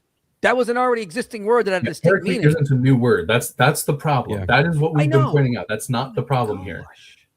Like, this is basics. Like, I can't believe he even tried this. Just like Paracletos, this word, epiousios, has puzzled interpreters. It is No. extremely unusual, essentially unattested outside the New Testament, so its meaning has long been debated. Amongst various interpretations, one interpretation proposed by modern scholars is to break the word into its component parts, interpreting the prefix epi as for and the adjective ousios as existence, and then understanding it as necessary for existence, as the BDAG lexicon confirms. This approach follows that of church fathers, such as Jerome and others, who also broke down epiousios into its two component parts, exploring the different meanings of the prefix epi and the adjective ousios. This is similar to our Notice how much time he's wasting about something that has nothing to do with the main topic. approach Also, with like, understanding just to be clear, Paracletos. he is Let's is right see that if there- inspiring this philosophy is is willing to attack his own church fathers and modern Christian academics. Look at it. You see, you have to accept that they made a new word in the New Testament, or you have to accept Muhammad. Like, what a stupid dichotomy. Did this guy even know how reasoning works? The hilarious thing is that there is actually not really like so much a debate as much as there's a series of attempted further explorations of what epiousios means. So for instance, Jerome actually in fact I think this was original to Jerome in the Vulgate. At one point, I think it's in Matthew's Gospel, it's translated as I actually have a Vulgate right here, but I'll correct it in a minute if I'm wrong. In Matthew's Gospel, he translates it as like super substantial, literally epi above, and then ousios substance. So epiousios means above substance or super substantial. But then in Luke, he translates it as daily, sort of acknowledging the two different traditions around what the word means. Which one does it mean? It kind of doesn't matter. It's more of a purpose of like deeper exploration rather than we have no idea what the word means, and so we're just at a complete loss, and there's nothing that we can do. It's in Matthew that he gives the definition of super substantial, and I think in Luke he gives it as daily. Just real quick, I just want to say, like, look at what he's basically trying to argue. You either have to accept this word, epiousios is a new word in the New Testament, or no, you have to. If you accept that, you have to accept Ahmed is in there, or you have to reject the church. Like, this is beyond stupid. Like, this is such a false dichotomy. I couldn't believe he put this in here as a real argument. You have to accept this entirely different word was made up, and you have to accept Ahmed, or you have to reject the church. Like, how do you get through life and this is your reasoning capability? Mike, don't you realize that unless you accept a definition of a word that like the only Muslims accept, then you have to like reject Christianity? Yeah. My goodness. What were you going to say? Do you want to move on? No, I'm good. I'm just trying to find where Luke is. It's been a while since I've read the gospel. All right, let's move on to the next section we want to address, because again, at this point, it's over. He's refuted himself at this point because he's already conceded the two main points. A, context matters when interpreting a word. Great. John 14 to 16 shows us the Holy Spirit. B, he's got no way he can show Paraclete means what he wanted to mean, Ahmed or highly praised. He's conceded that. So the meaning of the word and the context of John works against him. Game over. You've accidentally just conceded the whole argument. Muhammad is not predicted in the Bible now, specifically the Gospel of John. Therefore, Islam is false. I mean, because again, those ayahs in the Quran are wrong now. So, I mean, like, everything after this is just like he whines about peripheral stuff and like superficial stuff that's irrelevant to the overall point. He's conceded the whole argument now, and we will remind him of these 2 points if he tries this again. I've downloaded the video, I've got the clips ready, and I'll use them if he wants to come back and say, no, I don't want to interpret Paraclete now in the context of what John says in John 14:16. I want to chop it out and pick the parts I like. I don't want to agree that. No, I don't want to. I do want to actually show that's what Paraclete means, even though I've already conceded there are no places it means what I want it to mean. Anyway, what were you going to say, Will? Well, yeah, I just love the fact that he literally said, yeah, no, I agree entirely that no one ever uses the word to mean this ever at any point in the entirety of Greek literature. It's over. Game over. Like there are, for those of you who don't understand, Greek literature before the New Testament is not all the Greek literature, not even close to all the Greek literature that there is. Right. And I would like to see a single example where parakletos is ever used to mean highly praised or exalted or like whatever one. Once. Well, he's conceded he can't find it, so it's over now. He can't argue from the meaning of the word. He can't argue from the context of John. What does he have left? And again, Than's question still remains. How do we falsify his ridiculous, absurd theory that's rejected by all scholars everywhere? How do we falsify it? According to Inspiring Philosophy and his Greek expert, the word kletos only means celebrated or famed, but not praised, which is the core meaning of Ahmed and Muhammad. I'll start by making it clear. We've always acknowledged that famed is one of the acceptable meanings of kletos, along with... Now, guys, he's talking about kletos. He's not even talking about the word kletos, which is part of the compound word parakletos. So keep that in mind right now. This has nothing to do with the overall argument. This is my point. With praised. Let's now tackle their claim that kletos does not carry the meaning praised. This assertion is demonstrably false.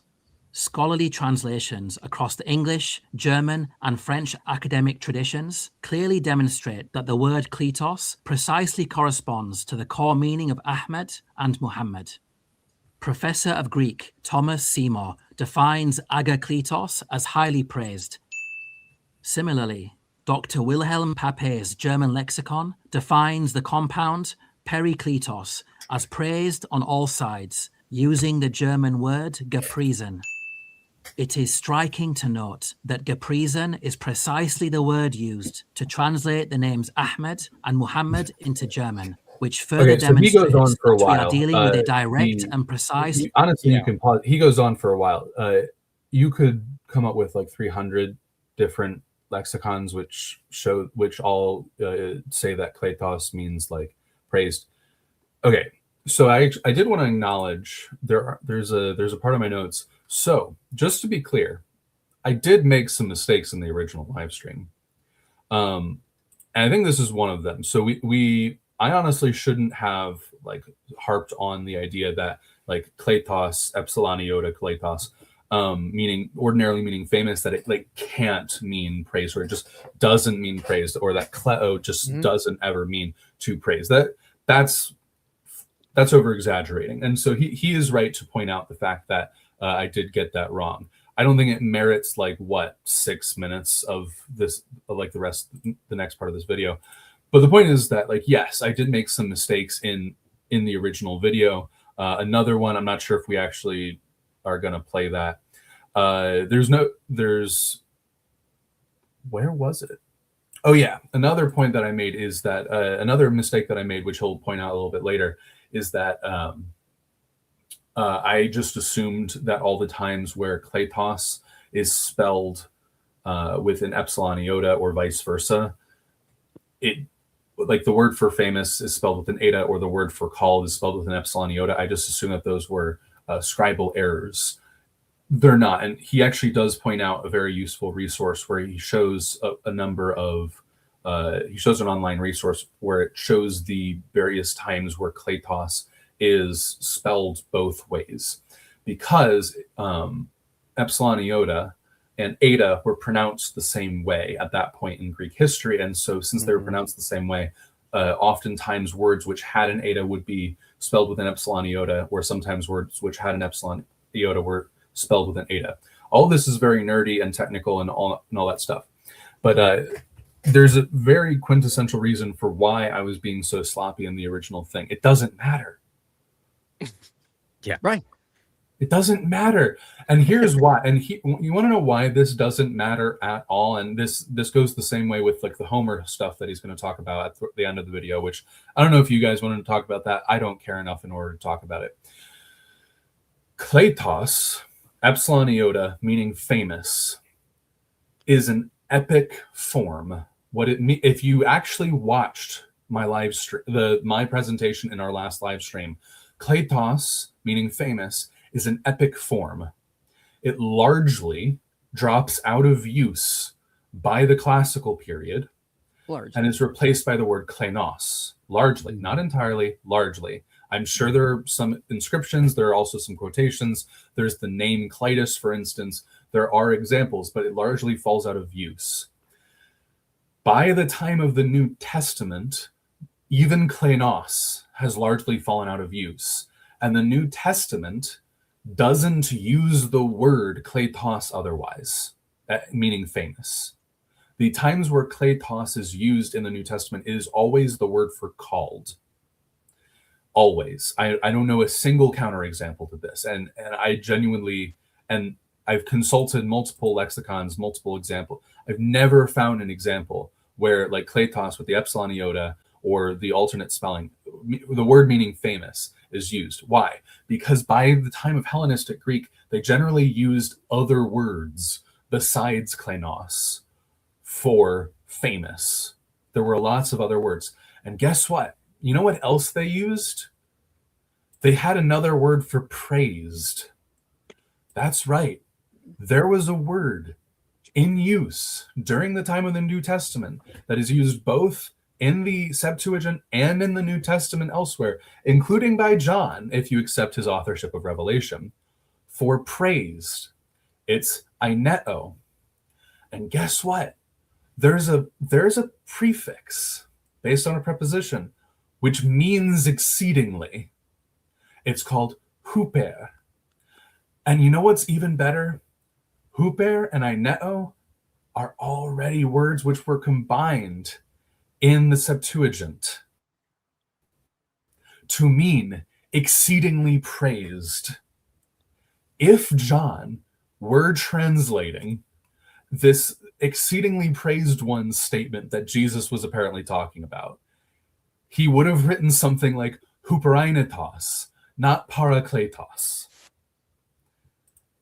So like that, might have just changed the name too. Yes, that's what it would look like.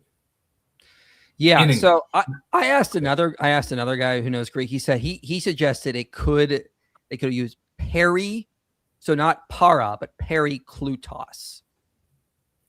So not para, but peri, not kletus, but klutos. So periklut. So two different compound words that just sound like parakletos. So that would be another one. But the one you show, that'd be a far better word if you wanted it to mean something relative to Ahmed. But again, they don't. They use the word that means advocate, helper, comforter, counselor. Yeah, I love this. I love this idea. So it's a straw man of his position that he's saying that this word ever otherwise had the meaning of exceedingly praised one. That's a straw man. So to steelman his position, what he's actually saying is that John decided to create a new word that looked identical to a word that already existed. Yeah, that's what he's saying. Didn't mean anything like what he was saying it said. And it was so confusing that literally no one ever used this word to mean what he's saying it's meaning in the entirety of Greek literature. That's what I got from this. Here's what it's kind of like. Give an analogy, guys. I came up with this. Let's say I was a landlord and I started calling some of my tenants president. Hey, President so-and-so, how you doing, President so-and-so? And then you look at me and go, what are you talking about? I came up with a new word. It means praised resident. That's what president means. You look at me like I was crazy because president already has a meaning, a used, understood meaning For me to say I've come up with a new term would just sound bonkers to anyone who knows basic English. But that's what Abu wants us to think, that John used the word that everyone already knew the meaning of, used it this one time to mean something completely different, not even shown in the context of John 14-16. You have to use his super conspiracy thinking to pick out the true parts of John. And then, of course, read that in light of Islam to know that's what he meant. You make, like, these guys think they're helping, like, New Testament authors like John. They're making them the worst communicators ever. Like, absolutely the worst communicators ever, based on everything that Will and I just said. This is why we needed the Quran in order to clear up all the. This is like the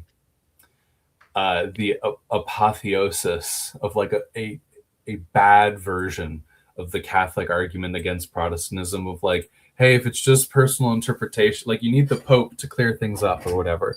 And it's like John is apparently such a poor communicator that no one understood what he meant for 2,000 years. Here's Abu about to shoot himself in the foot again. In the 9th century, a Christian Arab, Hubaysh ibn al-Hasan, translated the compound word aga klutos as Mahmud, as shown by the GGA lexicon. Viewers familiar with Arabic will know that Mahmud is Arabic for praised and shares the exact same root as Ahmad and Muhammad. So, this 9th century Christian Arab provides clear evidence that the word klutos, and by extension kletos, are directly translated into Arabic as Mahmud and part of a compound word. Hey guys, you know what's not on the screen? Paracletos. It's aga klutos. These are two different. Oh my goodness. Okay, to be clear, this is one of my blunders. Like you can go back. Actually, no, rewind the thing, because this is one of my blunders. But I mean, again, this has nothing to do with the overall point. I get that, but I mean, like, it had nothing to do with the point. I also just love this even more now that I realize. Even when you have words which have extremely similar spellings and even extremely similar meanings, they are often not the same word. Here, inspiring philosophies, Greek expert. So let's all be clear. This was part of a presentation where I was explaining how Greek works and how there are different forms and stuff like that. I note that, and I listened, like, note what I said. Even when you have words which are of extremely similar forms, and even those who have similar meanings, they are not always the same word. I give an example where kletos and klutos, they both can mean famous or glorious. Exactly. They come from different words. They come from different verbs. Kletos comes from kleo, meaning to tell of or to celebrate. And kluo means to hear. So kletos is what is said about you, and then klutos is what you hear about yourself. It was, and this was a tentative point. This was a blunder of mine because a 9th century Christian Arab wrote aga klutos and translated al-Mahmud. I didn't pronounce the heads correctly, but it doesn't matter. I did actually learn this in Syriac class in college. It's more like a sound rather than a normal like ha sound. But anyway, that's neither here nor there. Point is that like apparently this is a blunder because a 9th century Christian Arab said aga klutos is similar to al-Mahmud. Blunder, yeah. Man, I feel so exposed right now. I'm such a fraud. Like he gets annoyed. Like he got annoyed at the beginning because of the fact that he's like, well, IP just pulls up a bunch of like cackling people who just make fun of me or whatever, and I'm like, it's like, okay, but when you make arguments like this, it's hard. You don't want to get made fun of saying stupid stuff. Yeah, exactly. Well, I mean, like, the funny thing about this is he actually also, this is what I mean, what I meant earlier when he shot himself in the foot. He shows a better word that John could have used according to his own reasoning that could have meant Muhammad. Yeah. So apparently, according to him, his own reasoning, if this actually means Muhammad, this is the word John should have used. By his own reasoning, he just shot himself in the foot. Paraclete is not the word he should have used. Thank you, Abu. Now you've given us another word that John could have used to actually, if he actually meant Muhammad. Like, good. Like, he doesn't realize what he's doing half the time. honestly, like any version of Klutos would have been a better thing than Kletos. Yeah. Let's get to the name issue because I want to say something on this. So again, he's going to try to again argue that again these are the same words, even though they're not. Oh my goodness, here we go. Now going to demonstrate and again, nothing to do with the overall argument because guess what's not on the screen? Paracletos. These are different words, but again, still missing the point. Conclusion that these are valid interchangeable variant spellings during the time of John's Gospel is fully in line with the orthographic conventions of the time. He's right. This here. is confirmed by LGPN Ling, an Oxford University scholarly project that has made major contributions to the understanding of ancient Greek names, undertaking the analysis of tens of thousands of names drawn from a wide range of sources, including literary, lexicographical, epigraphic, and papyrological sources. The LGPN Ling online database confirms that the names Herakletos and Herakletos are both variant forms that were used interchangeably in the Roman imperial period, which is the period that the New Testament was authored, citing the example of a 1st century CE Egyptian papyrus that is contemporary with John's Gospel. As the LGPN Ling online database... Really quick. Yeah, go ahead. I am so glad Abu wants to talk about the LGPN because my upcoming work in a peer-reviewed book on onomastics uses the LGPN. So to argue that the Gospels are reliable and not corrupted. So that'll be fun to see. Oh, yeah, that will be fun. He'll find a way to say it's all bunk or whatever. No, this actually. So again, I mentioned this earlier. This is actually a mistake I made in the original because I'll admit I'm not an orthographic expert. I know how to read Greek. That's effectively what I'm here for. I'm not. I admit it. I'm not an orthographic expert. I didn't do an in-depth study of the orthographic practices of 1st century, like Levant or 1st century Egypt or anything like that. He is right. The epsilon iota spelling and the eta spelling they're often interchangeable. Here's the thing. I'm sure that there are some inscriptions. I'm sure that there's some literary text where Kletos, meaning famous, is used at some point or another. To my knowledge, it's mostly just quotations from Homer and Hesiod or the name Cleitus. Those are the two primary things. Though the point I was making specifically, if you didn't get this, then you weren't paying attention. The point I was making is that Kletos, meaning called, and Kletos meaning famous are not the same word, and you can't use the fact that they are sometimes spelled the same way to prove that they are the same word. Right. And let me give it an example. He's running the names basically. Think of it like this. And the funny thing is, hold on, before I do this, he uses this as an actual point. Like other variant name forms, much like Mark and Mark. Okay, he brought this up, but think about what he's saying here. Let me put my slide back up. Okay, and also notice how much more frequently Kletos is spelled with the eta rather than the epsilon iota. But you wouldn't take the names Mark and then conclude that the words ark with a K and ark with a C are therefore the same word. That would be stupid, but that's what he's trying to argue when it comes to Kletos and Kletos. Oh, because names utilize it and the spelling can be kind of interchangeable. That doesn't show the words are the same, dude. That doesn't follow for using your own example. You would not conclude ark with a K and ark with a C are therefore the same word, because ark is a giant vessel that goes on the water. Ark is a electrical structure. Current. Electrical arc. Sure, you get what I mean. Like so like this his own example refutes him. Now I gotta really I'm gonna bother the hell out of Than because he's gonna pull the rest of his hair out after he hears this. Hey Than, you know how they like to lie? Yeah. Get ready for this. I'm still sitting here waiting for like the big payoff. Like, but I just want to note again. Notice that Kletos with an eta on the left has vastly more hits. I think that's genuinely because of the fact that the word that's being referred to in both of these spellings is Kletos, meaning called. I think that's what's going on here. I'm sure there are exceptions, just to be clear. Like And like I said, if he clips this again, like, oh look, another blunder, I'm just He's Nobody not cares. listening. He's looking for things to try to show his gullible audience yeah. in an attempt to discredit This is you. why I didn't do a Can't actually deal with the presentation this time. It's like I spent like 2 hours making that presentation last time, and then he just completely ignored it for the most part. Other than like to take a probably from me to say I didn't account for a random 9th century Christian Arab as legitimate alternatives. A quick note for inspiring philosophy. Ready, In Sam? this section, we have been discussing the actual Roman imperial period, not the Ottoman period, as we know he's prone to confusing the two together.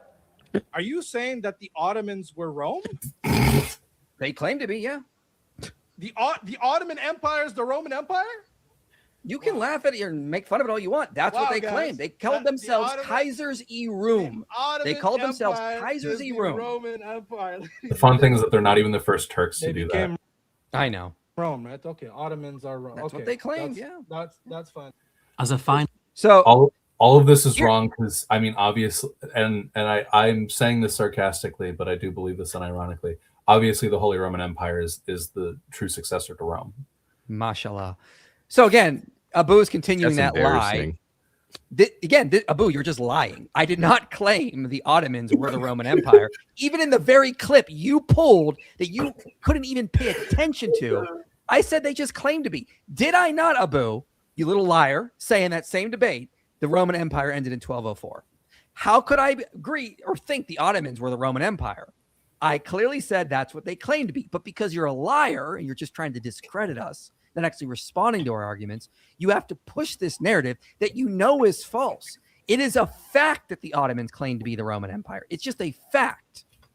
Okay? And I'm pointing that out because according to Libiano's own criteria, he'd have to conclude that, the Roman Empire lasted into the Ottoman era if you use his obscure, arbitrary criteria. But I think the best way to show when the Roman Empire ended is 1204. So instead of actually taking things in context, you're lying. You're lying. You know you're lying. We know you're lying because you don't have any real arguments. So you're just trying to discredit us. So man up, stop lying, and actually try to represent arguments fairly because Libiano didn't actually show Muhammad was in the Bible in that debate. And no Muslim can actually show me. That's why they keep focusing on these lies they pull out of that debate, which aren't even the topic. Like they're peripheral things, like related to the topic, but not the actual topic, because they know he failed to show Muhammad is in the Bible. Like Yeah, you guys are all wrong because it actually the Roman Empire ended in 1806. I don't know what to tell you. Well, if you use a certain metric, you can say that. I don't agree with that metric, but metrics Muslims throw out to try to say the Roman Empire ended in 1453, they have to conclude it actually ended in 1806. No, yeah, and obviously this isn't something that we should be debating about on this live stream because it's not even that useful of a discussion in general, and it's nothing but off topic here, but. It is just one of those things where I love watching that whole debate because I was just like here sipping my Holy Roman Empire like tea or whatever. Yeah, I mean they're really struggling on the history I brought up on the Roman Empire in that debate now. Like they don't know what to do with it. They were completely blindsided. They had no idea about the actual history until I brought it up in the debate, and now they're trying desperately to salvage this dead argument of Daniel 2 predicting Muhammad, and this is what they're doing. They're basically just lying. What do you expect? Oh yeah, I stopped watching. I think at this point because I was just like, okay, there's no point in any of this anymore. Yeah, I agree. Yeah, I'm sitting here like waiting for like something. Well, don't worry. He's about to cite Sham Shamoun refuting him. I'm not making this up. Ready? That the manuscripts you have today, which reads Paracletos, that's a corruption. It was changed. Because originally, John wrote Paracletos, a lie from the pit of hell. Why is it a lie? Because number one, there's not a shred of manuscript, textual, historical, archaeological evidence. Because we have manuscripts of John before Muhammad. We can see in the past that Christian apologists once mocked the old scribal error-based approach used by the likes of Zakariya when discussing the Paraclete prophecy. Yet we now find these same critics themselves appealing to scribal confusion. There are spelling errors in them. In order... Okay, so Abu is confused. We were not saying you can just concoct spelling errors when you want, like Zakariya was doing, or like Abu does occasionally, we're saying there are clear examples of spelling errors in manuscripts that scholars can identify. Abu is conflating positions here. Zakariya was trying to say that Paraclete was a spelling issue. No scholar says that, but you can go through manuscripts and find spelling errors. Like, did you know that if you ever say that there's a spelling error, then that means that you're just allowed to say that anything you don't like is a spelling error, and then come up with some radically new version of what the text is saying? This is Dawa. Did you know that? This is Dawa. Oh, so are the verses in the Quran that say it's confirming the Bible, that's a spelling error? They just misspelled now you got confirmation. It. Now you got it. Mm-hmm. Hey, Muslims, just change the Quran and say it was a spelling error. I only have 2 more sections I want to play, and then we will do super chats. So get your super chats in now, ladies and gentlemen, and we will respond to them. Curetonian. Syriac. In this tradition, we find that the standard translation of a Let me back up a little. He's talking about the old Syriac tradition, known as the Old Syriac, preserved through manuscripts such as the Syriac Sinaiticus and Curetonian. In this tradition, we find that the standard translation of another Paraclete, as found in modern renderings of John chapter 14, verse 16, is instead preserved as another, the Paraclete. This is significant because it shows that there are not multiple Paracletes, as implied by modern translations of John 14, 16, but in fact, only one Paraclete from the perspective of John's Gospel. Hey, fan. Did John write in Syriac? He must have, because otherwise Islam would be false. You must have. No, he wrote in Greek. Like, what does this have to do with anything? Yeah, translations sometimes get things wrong. What does this have to do with anything? I would argue that Greek is actually a much clearer language than Syriac is. But not necessarily. I mean, it doesn't matter for this. Maybe not necessarily in this context, but I think in general it is. So I don't even know what the point is of like appealing to this. Well, I mean, Greek manuscripts, to my knowledge, are both earlier, more widespread, and we have more of them. Syriac manuscripts are later. We have fewer of them, and they generally preserve later traditions. Like they sometimes preserve traditions which the Greek manuscripts don't, and they can be helpful, but like to say like we should ignore the Greek rendering because the old Syriac says something. I don't understand why you would say this. And if you also notice what's in the line, he started to highlight it. He says, "I will beseech my father." Okay, so he's not a good Muslim. He's calling Allah his father. So again, like, how does this help Islam? Well, no, just the Paraclete. That's the only correct aspect of this passage. Yeah, I was just gonna say, like, are you just ignoring, the spirit of truth thing? No, he'll get to that, and he'll get to that in a minute. I already told you it's just the another Paraclete thing. That's the only part that's genuine. Well, he forgot that the same author in 1 John 2 calls Jesus the Paraclete again. He calls him a Paraclete, excuse me. We have a Paraclete with the Father, Jesus Christ the righteous. So he completely ignores that point, which again, it doesn't matter. Him focusing on this means nothing. A unique individual prophecy to come after Jesus, which supports our argument that it is the Prophet Muhammad, upon whom be peace. Another important feature of the Old Syriac is that the word Paraclete is left untranslated as Paraclete, which supports our argument that this term was originally intended to be an epithet or name. Or maybe there's just like with the issue of English, there's no word that's a good approximation. So they just left it as it is. I don't whether or not it's translated in Latin. I mean, whether or not it's translated in Latin it depends on which manuscript you're talking about. I think it's in the Vulgate it's translated as Paracletum, but in certain old Latin manuscripts it's translated as like Advocatus or something like that. Oh God, I'll finish. No,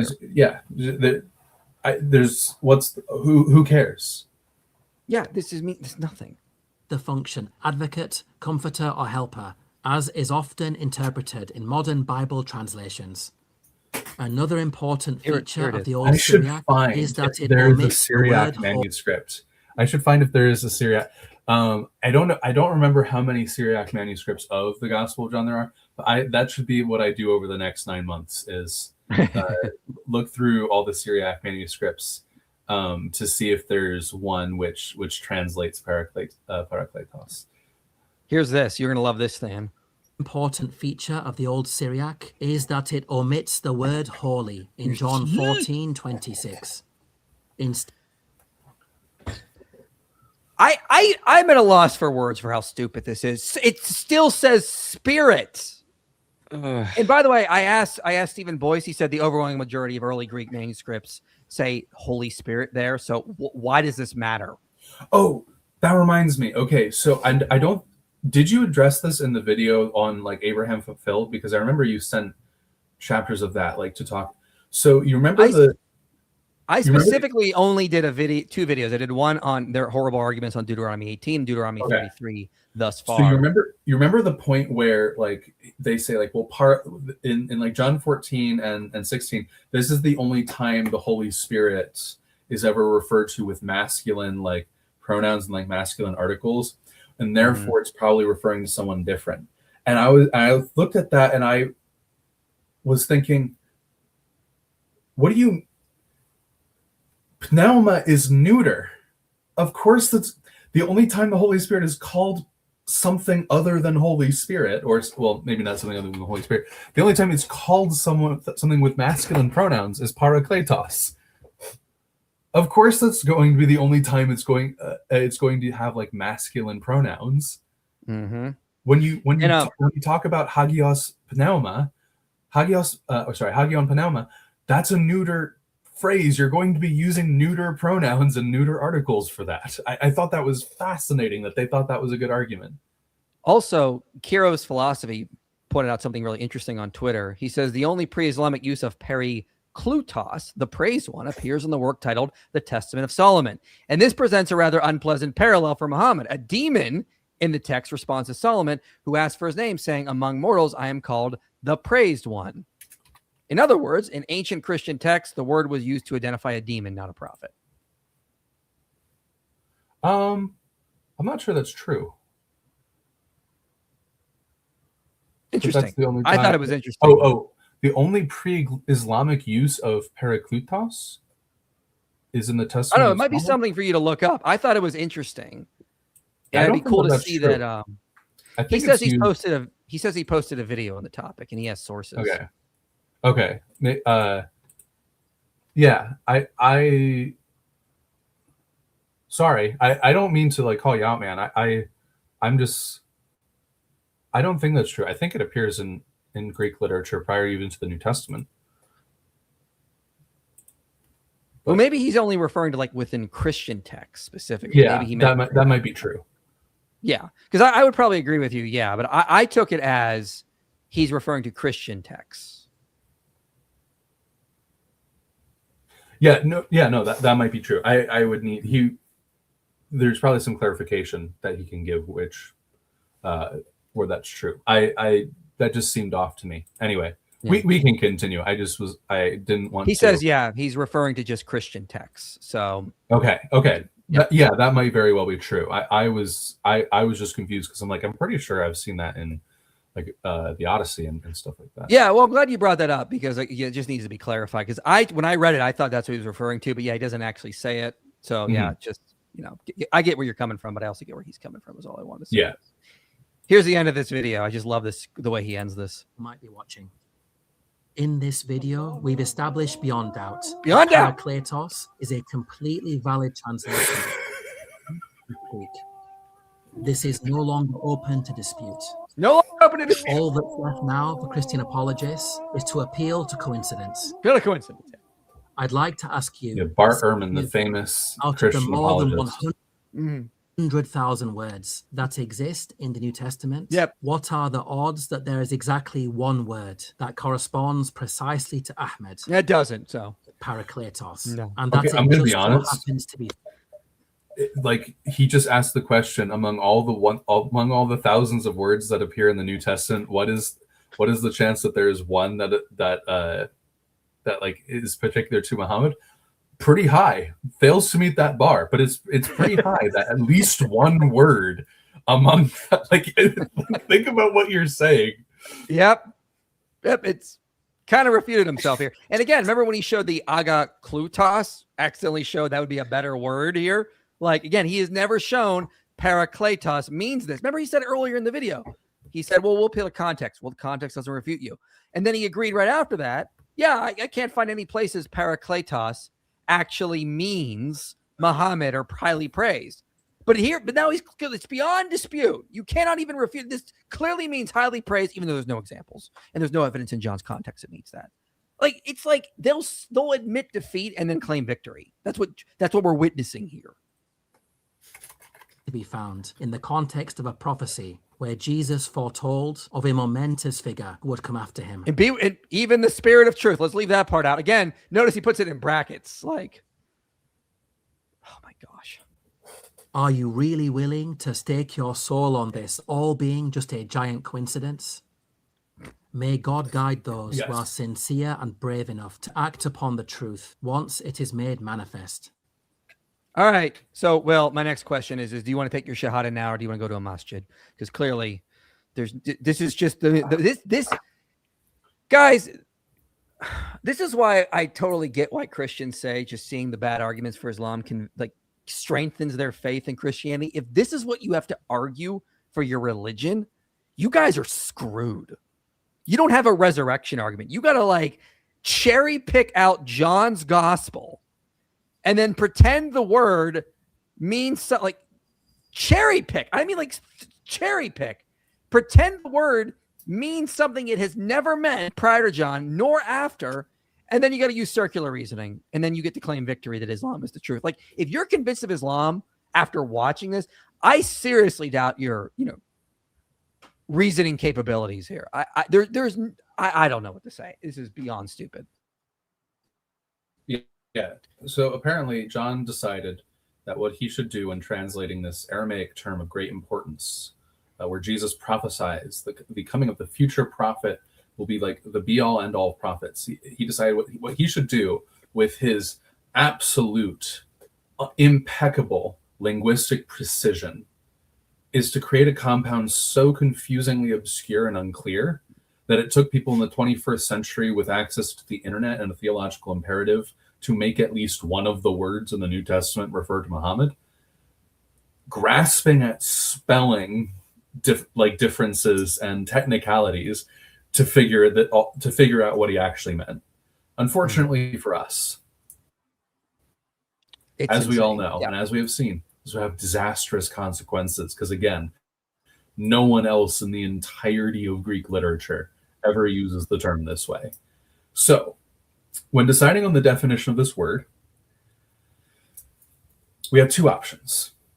One, a compound otherwise non-existent in Greek literature before or after it's invented here, based on, at best, a sketchy etymology of Greek, and including a root not in use, and at least not in common use during the time that this word was being composed, or an already existing compound with both a noun and a verb form, the latter of which is used extensively in Greek literature before and after this term was invented, makes perfect sense in semantic sense in the passage in question, which he does nothing. He doesn't even touch your response to his contextual argument in the entire video. Right. And which is the standard definition given to the word in the passage by those who lived in the same culture, spoke in the same language natively, and were removed by the author from the author by only a couple hundred years, maybe. So in conclusion, who knows? Could be either of them. I mean, do you really want to bet on this massive coincidence? But in all honesty, I would rather convert to paganism. I'm thoroughly convinced there's no good evidence for Islam when this is the kind of crap they got to pull. Like, and guys, come back Wednesday. You're going to see a ton of really good evidence for the reliability of the Gospels in response to what skeptics say. Like, we could go on hours about all the evidence for Christianity, starting with reliability of the Old Testament, reliability of the New Testament, the argument for the resurrection. I could give like a 5-hour presentation starting with Old Testament reliability, New Testament reliability, argument for the resurrection. Like, I don't have to like go to like obscure ancient Hindu texts to try to say, well, maybe they're predicting Jesus in here. Like, it's insane. Like, but that's what Muslims have to do because they don't have any real evidence. I find it funny that you say that because after our last live stream, there was this Muslim in the comments who, even if I just read like his argument right now, I couldn't capitulate. He was like going to Finnish and Hungarian and like Chinese and like all sorts of like just whatever word he could find in any language which vaguely sounded like Muhammad or lightning to like it was the bizarre. Like it was genuinely the most bizarre experience I've ever had in my entire life. Welcome to Dawa. I'm done. I'm done with you guys. Not you guys, but like these people. Yep. The idea of the Quran has been perfectly preserved. Way. The idea of the Quran has been perfectly preserved, debunked. The idea there are scientific miracles or numerical miracles or historical miracles in the Quran, debunked. The idea that Muhammad predicted the future. We did 2 live streams responding to this guy, debunked. The idea Muhammad's predicted in the Bible, debunked. I mean, there's nothing left. Like, yeah. I mean, as I said to you before, my problem, like intellectually with Islam, is not contradictions in the Quran or even the Islamic dilemma or anything like that. It's that there is no good reason to believe Islam is true. Yeah, there's nothing. They got nothing. What do you mean? It's so simple. Even if, in fact, even if let me put it clearly. If you were to demonstrate with absolute epistemic certainty that when Jesus was referring to Paracletos, he meant like the praised one, I still would think Islam is false. Yeah. And that there's no good reason to believe it. Yeah, I agree. Yeah, because again, clip that. I like this side of it. I like this side of you, man. We love it. This is what Dawa does to you. It gets the spicy side out of you. Look what happened to me. Anyway, yeah. If he does this again, I'm not joining another. I know. No. I'm not joining another. I don't want to do this to you again. This is not. I forced you to be here. No. This is a waste of time. I'm not going to continue litigating this issue until Kingdom Come. Like it's not. This isn't worth anyone's time. Mm-hmm. It's not a serious discussion. It's as serious as the question of whether or not the Vikings practice throat singing. Can you demonstrate throat singing for us? No. I don't know what that is. Anyway, guys, let me give some super chats here. Shang says says you would not debate him. Can you clarify? He's more than welcome to debate on a call, and he also says you blocked him. What's this about, Tham? Because I don't know. I don't know if this is about you or me.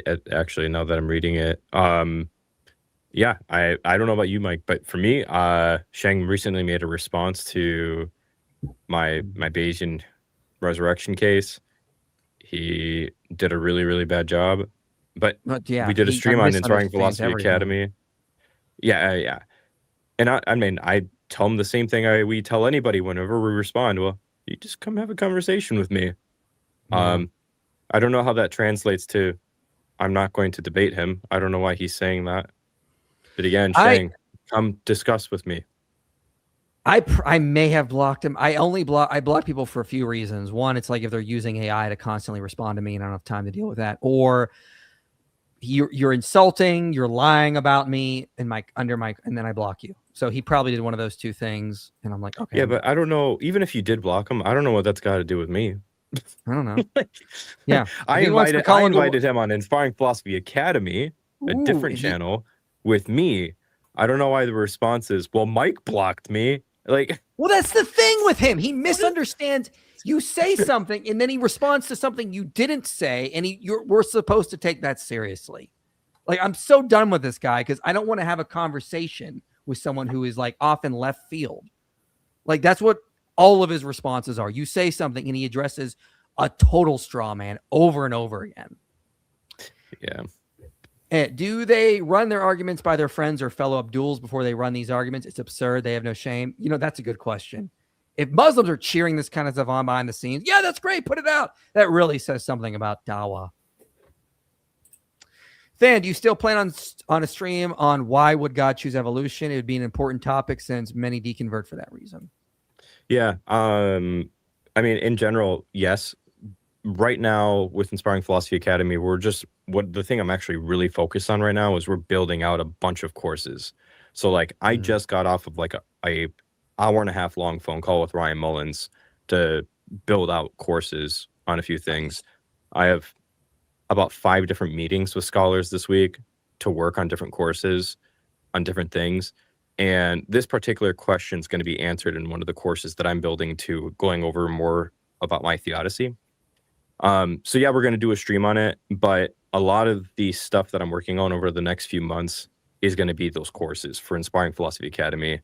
You might see a slowdown in some of the stuff that I put out there publicly as I focus on that. If you guys just go to the website, inspiringphilosophy.com, you can join the academy now and you can start learning from myself, Than, and also the guy who's running it, Tim, who's, Than and I taught him everything he knows. So, you'll learn a ton from him. Yeah, Tim is the one heading that and running it. So, Mike, what do you think about this this marketing tagline for Inspiring Philosophy Academy, by the way? Are you tired of being a dumb Christian? Just be Christian. I like it, actually. I don't know why, but I liked it. I like it. Allah, anyone who rewrites the scripture and claims it's from me is cursed. Muslims, let's rewrite these scriptures and claim they are from Allah because it now agrees with us. Yeah, that's what they do. They rewrite John and anything they want in the Bible. Yep. Wrong. Cubicle reasoning is when your boss tries convincing you to work a long weekend. Korah plus many prophets. Okay, perfect storm of stupid. Very Islamophobic. Very Islamophobic. Tracer Eraser Laser says, when do you guys plan to evangelize in Hawaii? A bunch of Unitarians out here. When you guys invite us. Just, dude. Yeah, fly me out to Hawaii, man. Set up a conference. Set up a conference. We'll come speak, and then we'll go do some street stuff. You just got to get it going, man. Like, we'll come. Like, you got to, we need contacts there to set this up, to know where to go, what churches to speak at. Like, if you want us to come evangelize, that's what we need. So message us through the website, and there's a form on the website you can fill out. I want to believe it, but how do you know Islamic countries fabricate their numbers? Because if you look at what Iran says versus the numbers that came out with that anonymous poll, show that less than 50% of the country was really identifying as Muslim. But they're claiming like 99% Muslim. Same with like Tunisia. Have you done a video on that? We did a live stream a couple months ago with David called Islam is Collapsing. If you want to check that out, you'll see that kind of stuff. Yeah. We should do a video on it. Yeah. Paracletos says, Tracer Racer says Paracletes. That's what John was talking about. Paracletes. Paracletes, Muhammad, hard pass on prophetic indwelling. Noel Zut here. Oh, jeez. That's true. That's a good point. I didn't think I already like saw that when I was spoiled. At the rate Abdul Abu is going, I don't think he has any feet left. Yep. Are Muslims actually having dreams about Jesus? Always kind of thought that news was bunk, but if it's legit, that'd be amazing. Also, are you familiar with Dr. Stephen Crane? Answer the second one, no. But as to the first one, Ish of Arabia says, yeah, it's happening. And I've heard it from multiple different people that, yeah, this is happening. I have a lot of contacts that are doing missionary work in that area. And the stories I hear are insane. It's actually really crazy. Mm-hmm. Isaiah 49:13 uses Paraclete. How do you say that? Okay. This is prior to John, and I would argue it as Messianic illusions. Interesting. No, it's clearly about Muhammad. It's about Muhammad. So what would you think? Translation is, I'm pretty sure it's comforted or yeah.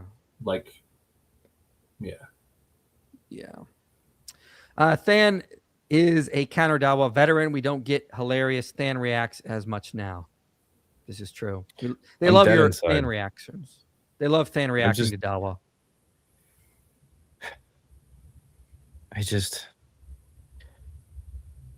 feel like an abuse victim. Like, it's just I can't. I don't know how to reset. There's no reaction anymore because I'm dead inside. J49er, big supporter here. Let me I think I just saw this. Let me put this up because hang on. Hang on, Jay.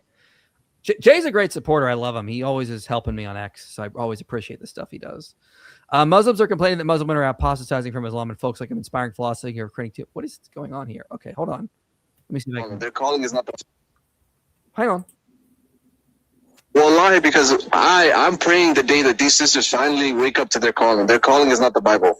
Wallahi, we have bigger issues than mustard seed and John 17:3. We have women apostating over basic hadith that she knows about. She knows all the hadith. We know the hadith. We could explain it all day long, but they don't want to hear our explanation. If a strong sister came out and said to these women, this is the deen, if you reject this, you're a kafir, you have no excuse to reject this, your hijab journeys are an excuse. If a strong woman came out like that, wallahi, I would be so happy. But right now, what we have sisters chasing debates with IP, EP, CP, and all these people. What? Shout out to me there, ladies and gentlemen. I was like, where? I'm not coming up, and there I am at the end. But yeah. Well, now you're not allowed a little Freudian slip there. Muslims are complaining that Muslim women are apostatizing from Islam, and folks like inspiring philosophy are creating too much shubahat. It's interesting that I did come up. He mentioned like hadith that I'm always bringing up about like how horrible Islam is for women, and I got a big video on that coming out later this year on what Islam has to say about women and how it treats women. Yeah, interesting video. I like that. I'm gonna retweet that. So I like and J49 is a great guy. So I like I appreciate all the support and help from him. What do you mean you're done with Dawa? Can't be running. This is not the Dawa troll, by the way. This is McQuackers, you see. Yeah, see, you're Will, you're not done with Dawa. You're running from their powerful arguments. Yep, I'm running. Whatever it takes to like just for them to just leave me alone. Oh, we got some jizzy here from a Muslim saying there's no good evidence for Islam is the most ignorant thing you could say. Meanwhile, it's the fastest growing religion. This is what I mean when it comes to Dawa. They can't refute us. So they just pretend that they what do you mean there's no good? We have so much powerful evidence, guys. This is so ridiculous and silly. You guys have nothing and you're in panic mode behind the scenes. Dude, like if it's like so dumb to say there's no evidence, then why finish this sentence by saying it's the fastest growing religion instead of just pointing to some evidence? Hang on. Where is it? Here it is. Wait, hold on. One of my favorite like videos, like old atheist YouTube. Have you guys ever heard of like Psi 10 Atheist? Yeah, I remember him. Yeah. He's like an old like animation atheist, basically, who would make parodies of like Christian presuppositionalists. But he made one where it's like Islam, the fastest growing religion, and it's like, what about Shias? And it's like, no, they don't count. What about Wahhabis? No, they don't count. It just keeps going through this, and it's like anyone who beats their wife, not a real Muslim. Anyone who does this, not a real Muslim, and stuff like that. And then it's like, so how many Muslims are there if we use your definition? Over 1.7 billion. It's the fastest growing religion. That's a good one. I gotta check that out. I have not seen that. But let's remember what Libiano said. So let me go to it. Conversation, yes. Mm-hmm. But then the refuting part, even if I was to grant you, that doesn't bring any benefit to the ummah. Good. Yeah, no. So you live in a different universe. What are you talking about? Okay. Of course, refuting them brings a benefit. Of course. As a matter of fact, you wouldn't know. But I have hundreds of DMs and emails of Muslims that email me, that consume their content, and that receive doubts from the arguments that they hear because they're not well equipped. Orthodox Muslim, please, I don't want to expose anyone. Wallahi, if you see my email inbox, and I don't want to say this because I don't want them to think this is a win. It's a win. But since you're here and you want to do the talk, we'll do the talk. If you read my email inbox, Muslims email me, brother, I am on the verge of kufr and apostasy because of this and that, because of this video, because of this argument. Told them to go to the sheikhs. You know the sheikh. Finish. brother, you think your local imam can refute the Islamic dilemma? Let's be serious, brother. let's not be stupid. We don't. Why do we? Oh, you guys remember that? Notice he said he's filled with he's filled with these Muslims on the brink of kufr. And what is the first thing you say? You think the imams can refute the Islamic dilemma? That's what was on his mind when he was thinking of his inbox. So guess what? We're going to keep pushing because we want to save Muslims and get them out of that demonic religion and into the kingdom. Yeah. And guys, Thursday, guy called in, Ishmael, last caller, presented huge case against Islam, including the Islamic dilemma. He left Islam on air and started praying to Jesus. Amen. Like this is what's happening. And so when you want to talk about this, brother, I don't have to tell you, man, you guys are in a lot of trouble. Oh no, we lost Will. He's running. There he is. I thought you turned into Korah for a minute. Lose me. I'm just trying. I keep slowing down. Okay. Red Ninja is the Korah.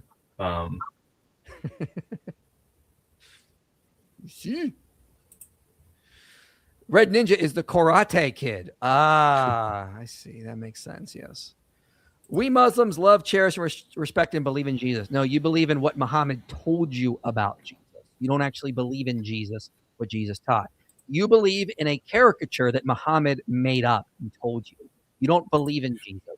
You believe what the century caravan robber told you. Muslims, I need you to like understand what that sounds like to us. Imagine if I created a book right now, and it talked about Muhammad, and it just completely rewrote his life and said that he was actually like a Hindu man who had achieved the like enlightenment and had broken the cycle of reincarnation. He's the Buddha.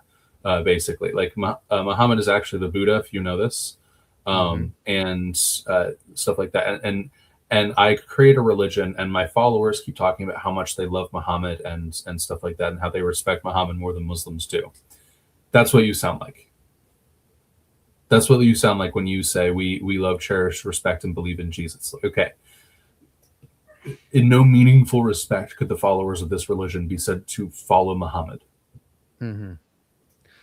New One Apologetics, please subscribe to him as well. He says, I'm working on a video between Paracletos and Paracletos soon. That's good. That's good. Yeah. That's good. Let me know. Be sure to let me know when that well. comes out. I want to watch it. Yep. Send it to us when it's out, and everyone subscribe to New One Apologetics. Why are they so desperate for verses from a corrupted book? Because their book says they have to find Muhammad in ours. It's a paradox. They have to find Muhammad in ours, but they can't believe in our books, even though their book sets our book up as the standard of truth, as the authority over the Quran in like 1094 and 21:7, 1643. I mean, like it's a paradox they're stuck in, and it just shows you Islam is false. Okay, I have a friend who's watching the stream, and he just messaged me like in relation to my theoretical like rewrite of Muhammad thing. He just says that's basically Baha'i. Basically what? It's like, and apparently that's like a monotheistic religion from the 1800s, and like that started up in like Persia or whatever. Yeah, Muslims. The Baha'i respect Muhammad more than you. Okay, how do you feel now? The Baha'i, we got to get this going. We got to start saying that. Everyone go on X and be like, the Baha'i respect Muhammad more than Muslims do, to parody their line, they respect Jesus more. Because from now on, if a Muslim ever says that to me, I'm like, oh yeah, well the Baha'i respect Muhammad more than you. Now what? This day just got a little better. I'm sorry. Tell us a Cannonsburg story, please. God bless Jens. Cannonsburg story. One that appealed is sota that drove to march half person to the rota and bother every vina and switch the core of which fed to engendered is the floor. What are you talking about? Yes. That's not Cannonsburg. I know this one. I grew up in Cannonsburg, not you. Cannonsburg is a small suburb outside of Pittsburgh. No, guys. Cannonsburg actually refers to Canterbury. He's talking about the Canterbury Tales. Oh yeah, this is true. Cannonsburg story. I don't know. I kind of grew up on the outskirts of Cannonsburg. I wasn't even in like the central Cannonsburg area. There's Canonsburg is like the main school district, and then there's like different areas like Cecil, North Strabane, all these different areas that kind of go to the Canonsburg school. I was in North Strabane, but like there was one time I was at school and we were talking to a friend. I'm like, hey, let's go hang out, do stuff, because I had just got my driver's license. I was like 16. He's like, I'm like, where do you live? He's like, I live in Cecil, which is like kind of north of Canonsburg. And I'm like, okay, where do you live? He's like, I live in the only pink house in Cecil. You will find it. And we did very easily. We just drove down the main road and we're like, where's a pink house? There it is. And that's how we found him. And we went there. Sure enough, that's where he lived. And so, yeah, that's your Canonsburg story. We started in North Strabane, went into Canonsburg, and then we went into Cecil, and we found the pink house and then hung out for the night, because that's what we did. Hey, Mike, love your videos. You and a few others helped me move away from agnosticism last year. Thank you. Praise God for that. That's awesome. That's good to hear. I'll screenshot that one too. Are you a Christian now? You better be a Christian, or if you're not a Christian, you got to call into our stream and explain why, so that we can convert you. That's what we do. Come over here so I can convert you. They moved him closer to Islam. We moved you closer to Islam. Mashallah, brother. So anyway, thanks for coming, everyone. It starts spreading around Twitter that the Baha'i respect Muhammad more than Muslims do. I love that. No, we got to make that a meme. That's great.